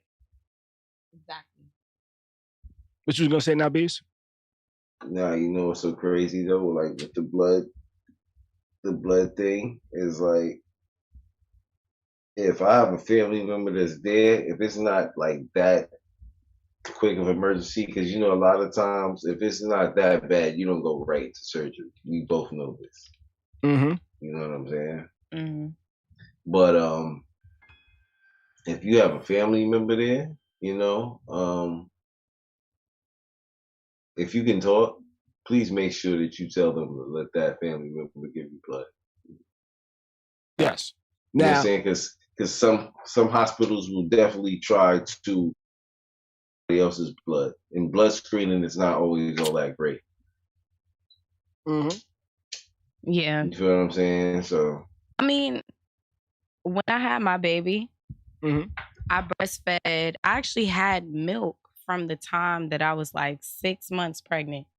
I had milk the entire time, right? Okay. I had my baby breastfed for like 2 weeks, I want to say.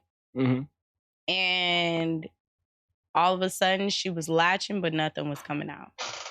And it was happening all of the time, like all the time. And we went to like a lactate specialist or something like that. And she just wasn't getting milk. For some reason, my milk had stopped.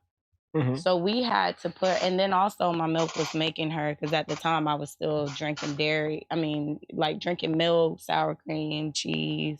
And I was very lactose intolerant. Diet. Yeah, and that was through the milk getting to her. She had digestive issues because of that.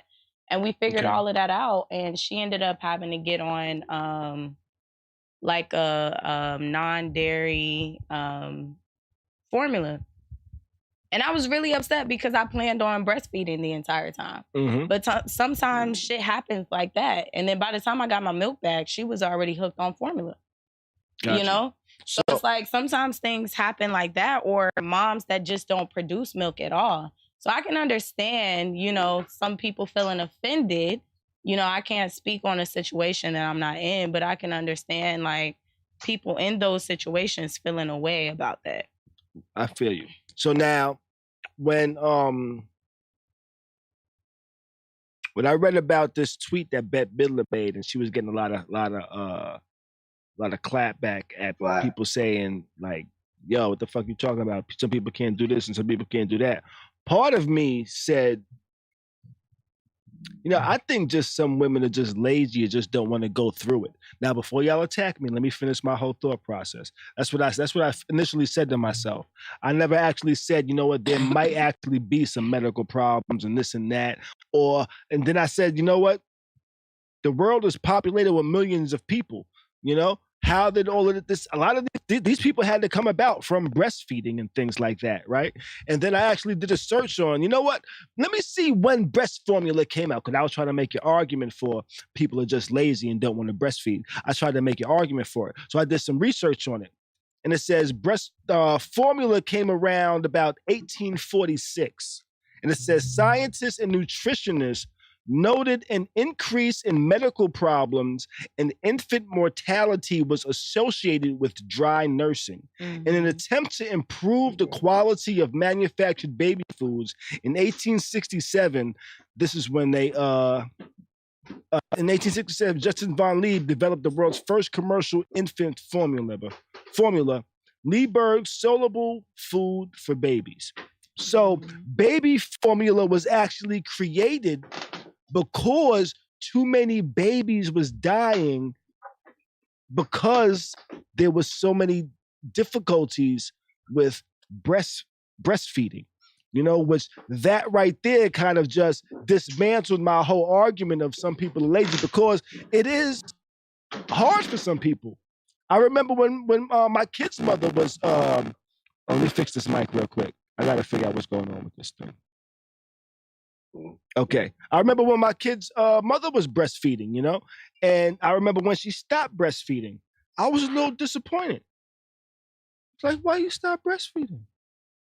Your titties got so voluptuous with the milk. They look beautiful. That was selfish of me though, But she said it actually caused her pain because they would get too full. Yeah. And it would actually cause her pain. And I was gonna say, like, breastfeeding, nipples are chapped.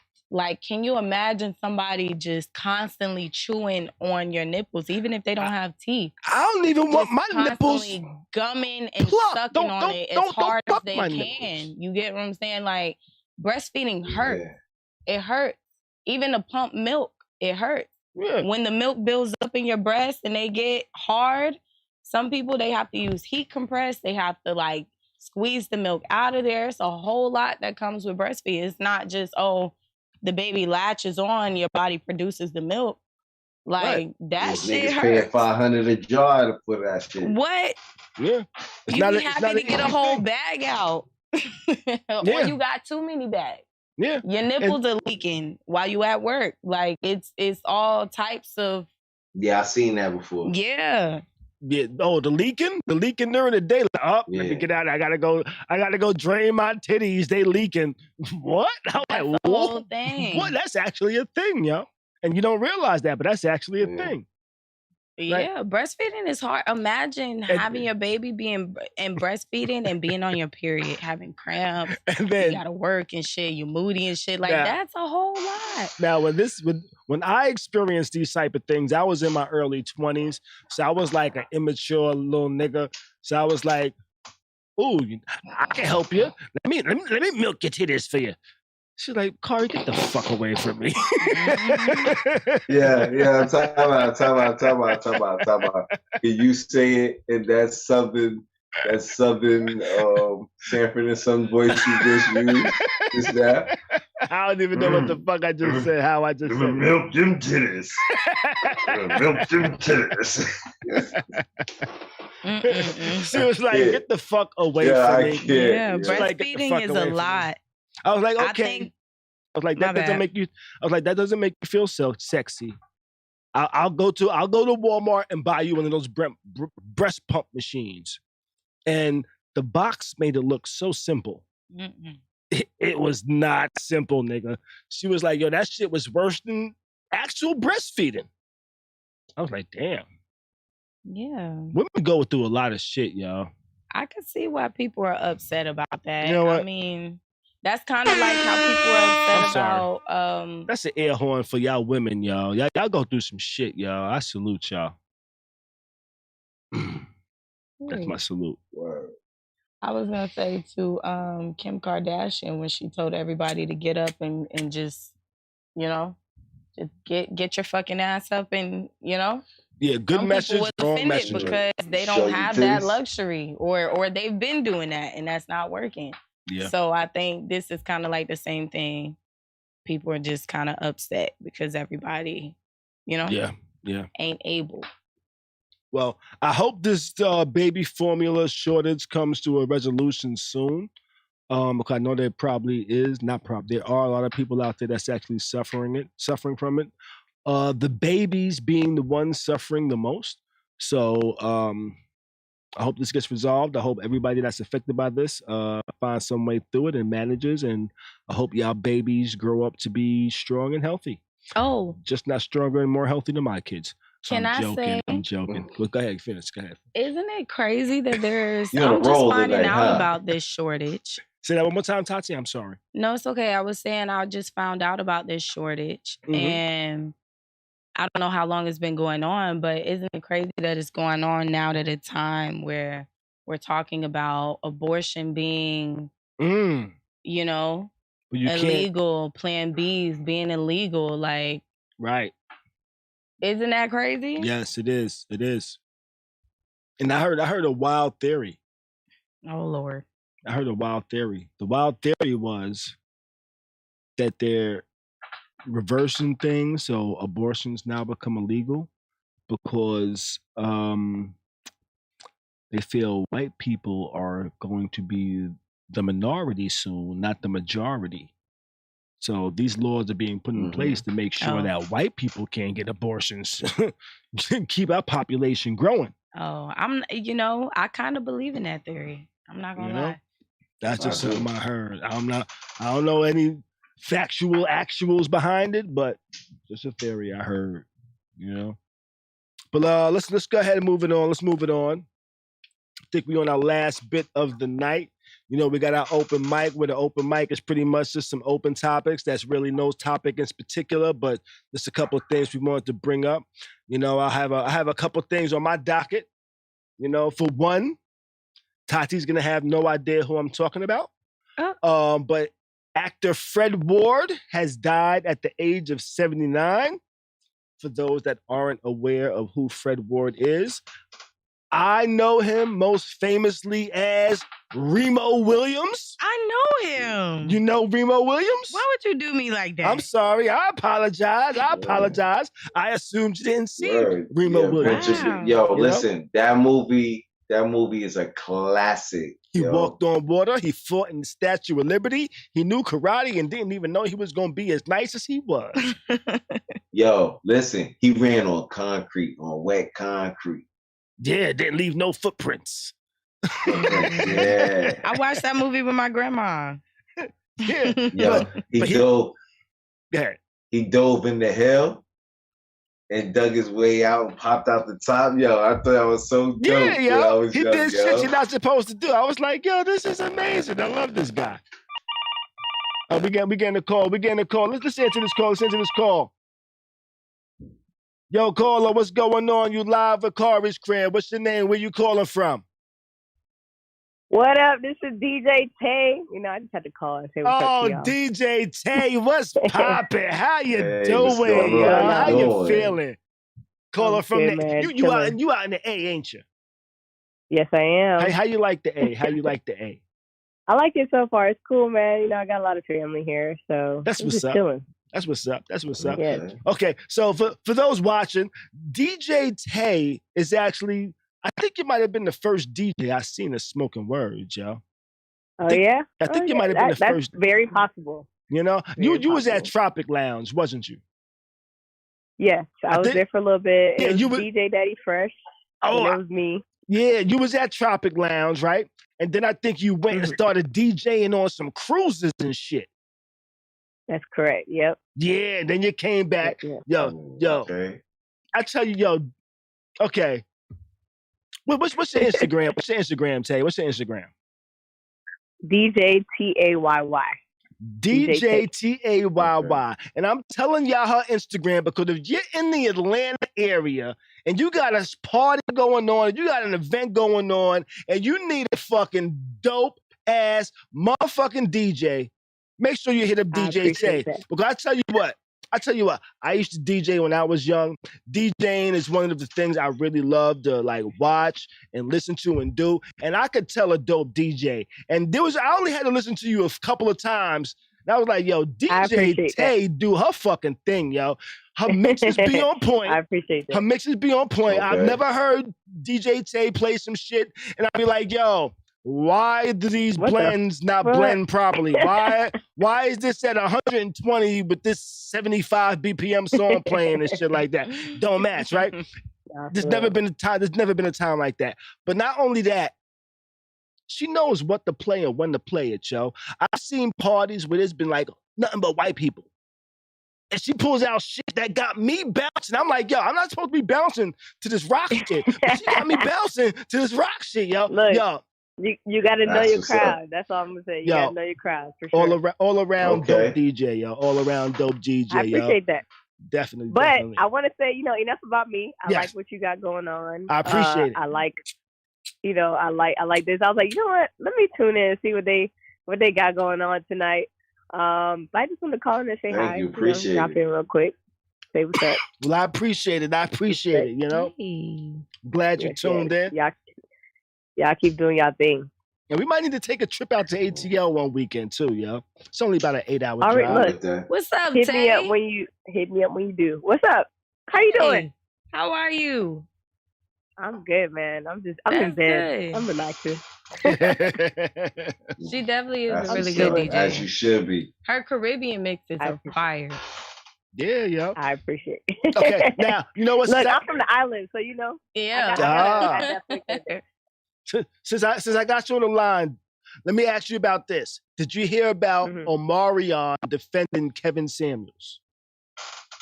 I saw the comment that he made underneath. So I was like in the car at the time, but I saw like briefly a comment that he made under, I think it was like somebody's comment, saying how people were pretty much bashing him and he's already passed and is disrespectful to the family, something like that. Right. But I didn't see anything else that he may have said.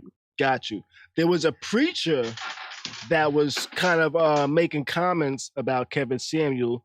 What did he say? He said, to the men who have no authority, how can a man say that you are of low value after 35 years old? How can a man say that you do not have the level of transaction of a high-powered man when a man has got to get a GoFundMe for himself?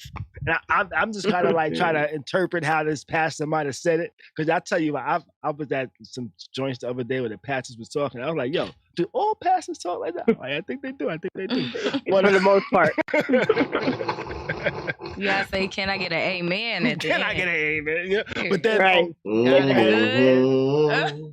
Omarion has said some shit. He replied to this on a Shade Room post where he said, it's sad when people can't respect the family after losing a loved one. He's no longer here. Why add insult to injury? What about the people that loved him like his mom? They got to see this or hear about it. This is disgusting and whack. ASF, which means as fuck, which is ASF. As fuck.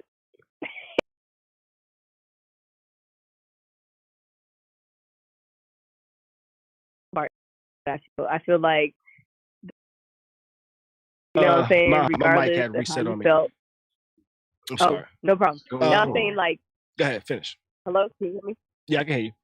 Yeah. Okay. I'm like, it's like, I feel two ways about it. It's just like, don't disrespect the dead, you know, like, right. He passed, and, you know, if you had a problem when he was alive, you should have still been checking him. Don't wait, you know, but this culture and this society we live in, everything's so temporary, you know what I'm saying? So, of course, whenever he was making headlines, people, you know, they said what they had to say, but I just feel like the other part of me is just like, you know what? If you felt that way when he was here, then of course you're gonna keep carrying on. But to keep carrying it on, it's been like, you know, it's been days now, a week. So it's just like, let it go. You know, let the man rest in peace.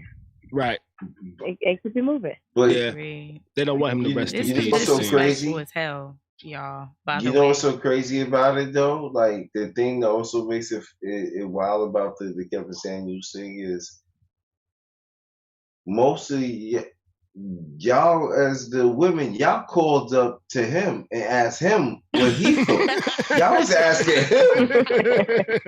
You funny. feel what I'm saying? that's his show. Yo, that's facts. Like He not wrong. it's not like You're not wrong. listen. Yo, it's not like I picked you out of the crowd and said, yo, you da da da da. No, you called me and asked me. I think the thing is, like, the fact that he felt that What way. do I and think? then again, I didn't watch a lot of his. I don't even think I've seen a full video, or even like I've probably seen a snippet. So I don't really know everything he was preaching. But from what I get from what everybody was saying, it's just I feel like they feel offended by just his thoughts, like to think like that towards women, especially Black women. I think that's why they feel some type of way. So that's what I'm interpreting from everything. You know what I'm saying? I'm still not gonna watch the videos because I don't want to get upset. Yo, but you know what's so crazy with that is also when he was doing the videos and men was calling and asking them like, yo, what's going on? Like, what's wrong with me and whatnot like that. It wasn't no flack. It wasn't no slack then. Nah, I seen a video where he told dude like, you 20 years old, you make $400 every 2 weeks. That's $800 a month. Is your dick big? And he was like, I mean, it's average. I seen that little clip where he actually made your dick big. Yeah, I think he went in on both genders. Now, I'll say More this. so women, but he definitely went in on both genders. I will say that. I'll say this. I'm pretty sure DJ Tay knows exactly the two songs I'm talking about. Beez probably does. You too, Tati. But TLC had a song called No Scrubs. Of course. Kevin Samuels said, hey, women, don't fuck with no scrubs. You know, Sporty Thieves had a song called No Pigeons. Kevin Samuels said, hey, dudes, don't fuck with these pigeons. I think he said equal on both sides, but I think more hurt was felt on the woman's side than the man's side. So more backlash came from that side, I think. Yeah. And the fact that it was coming from a man too. Right. But at the end of the day, like to praise somebody's death, it's absolutely disgusting. I think so. I definitely grew up in the South where it was disrespectful even to go to like a wake or a funeral and take pictures of the body and stuff, especially if you weren't the family. Like that type of stuff is disrespectful. So you praising the death of a man that you used to call and ask, yo, what do you think? That's the fucked up shit. That's terrible. But then it's just weird. Yeah. It is weird. I was gonna say I saw that what you were saying, Khary, about they created the GoFundMe, how the pastor called him out. Turns out one of the family friends was the one that created the GoFundMe account. Because, of course, Kevin, he couldn't create his own GoFundMe account. So I don't understand where that logic came from. But, you know, I get the point they were trying to make. Yeah, they just they find every angle to get on somebody. But they were talking about... That's rude. He died in a rental. Motherfucker, you live in a rental.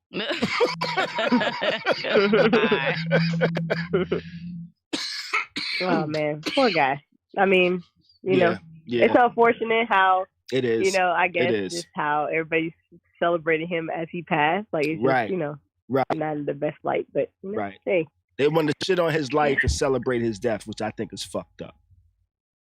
Yeah, it's kind of messed up. Wrap it up. No shit, the baby told me to wrap it up. Hey, yo, Tay, I appreciate you giving us a call, yo. Yes. And thank y'all, man. When I make it out to the A, I'm definitely gonna give you a call. Yes. You want to go to A this weekend? Hey, I might come to the 80s. I might drive after the show. I don't know. We got plans tomorrow. Dude, hit me up whenever I got a massage tomorrow. I got a massage tomorrow. We'll do something. Look, he be hyped. He be hyped to go somewhere. For real. I be spurring the moment like a but mug. I'm not mad at it because I be down. I'm like you that can too. hit at least 6 food spots out there, so I'm not even mad at it. I'm down. Yeah. I'm just like that too. Shit, hit me up. Sure. Right. Definitely will. Let me Definitely know. will. Y'all appreciate you calling in, Ty. Say Peace. peace. Y'all You have a good good. one. Be safe. Yeah, but All right. Bye. All right. Yo, Tay's a dope DJ. Make sure y'all follow her, yo. DJ Tayy. Definitely a dope ass DJ. But I think that's everything we got tonight on the docket. Let me see. I think I might have had one more thing. Oh, I had one more thing. I'm gonna run through this real quick because I gotta go pee. Brittany Griner's detention in Russia has been extended another month. WNBA star Brittany Griner recently appeared in court, and her lawyer says that her detention in Russia has been extended for at least another month. According to the Associated Press, Brittany's lawyer, Alexander Belov, said although her time has been extended, he believes this means her case would come to trial soon. So she hasn't even gone to trial yet about this. So that's crazy. And she facing 10 years? I'm not sure. And what did they lock her up She has for some again? vape. She has some vape pen Russia, cartridges right? in Russia. This is in Russia. She has some vape pen cartridges, Yeah. which in And Russia, we I beefing guess with that's Russia illegal. right now. You know, that's illegal. And that's like Indonesia. Indonesia, they locked the white dude up. Yo, see, that's the shit that's wild. Yeah, you should lock that shit in a hotel room, G. Yo, they locked him up for they gave him It's like messed 15 up, years. Damn, Yeah. they gave him 15 years for one cartridge. Yeah. And he was white. Yo. You know? But shit, man. That's crazy. I hope she gets out soon. I hope she's not in there long. I would talk about it more, but my bladder says it needs to be empty. So on that note, may your weekend be great. Do your best to stay sucker free. I'm gonna take a shot when I'm done doing a pee-pee. Keep a smile on your face. Childish. Make your weekend dope, baby. We out. Thanks for watching the dopest live stream. That's something like a podcast, something like a newscast, and sometimes like a showcase. Khary's crib. Khary's crib. Khary's crib. Khary's crib. Khary's crib. Khary's crib. Khary's crib.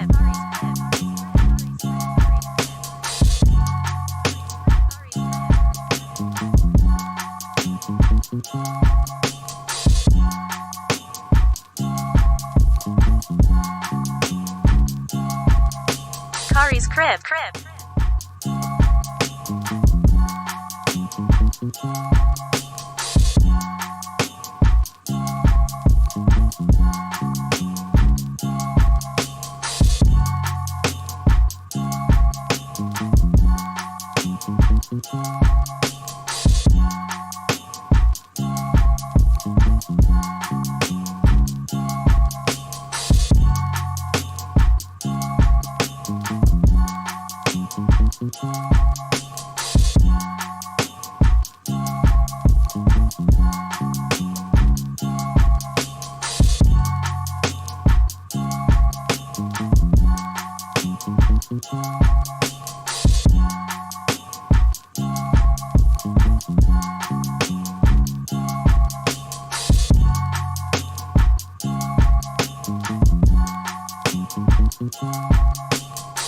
Thanks for watching the dopest live stream. That's something like a podcast, something like a newscast, and sometimes like a showcase. Khary's crib. Khary's crib. Khary's crib. Khary's crib. Khary's crib. Khary's crib. Khary's crib. Khary's crib. Khary's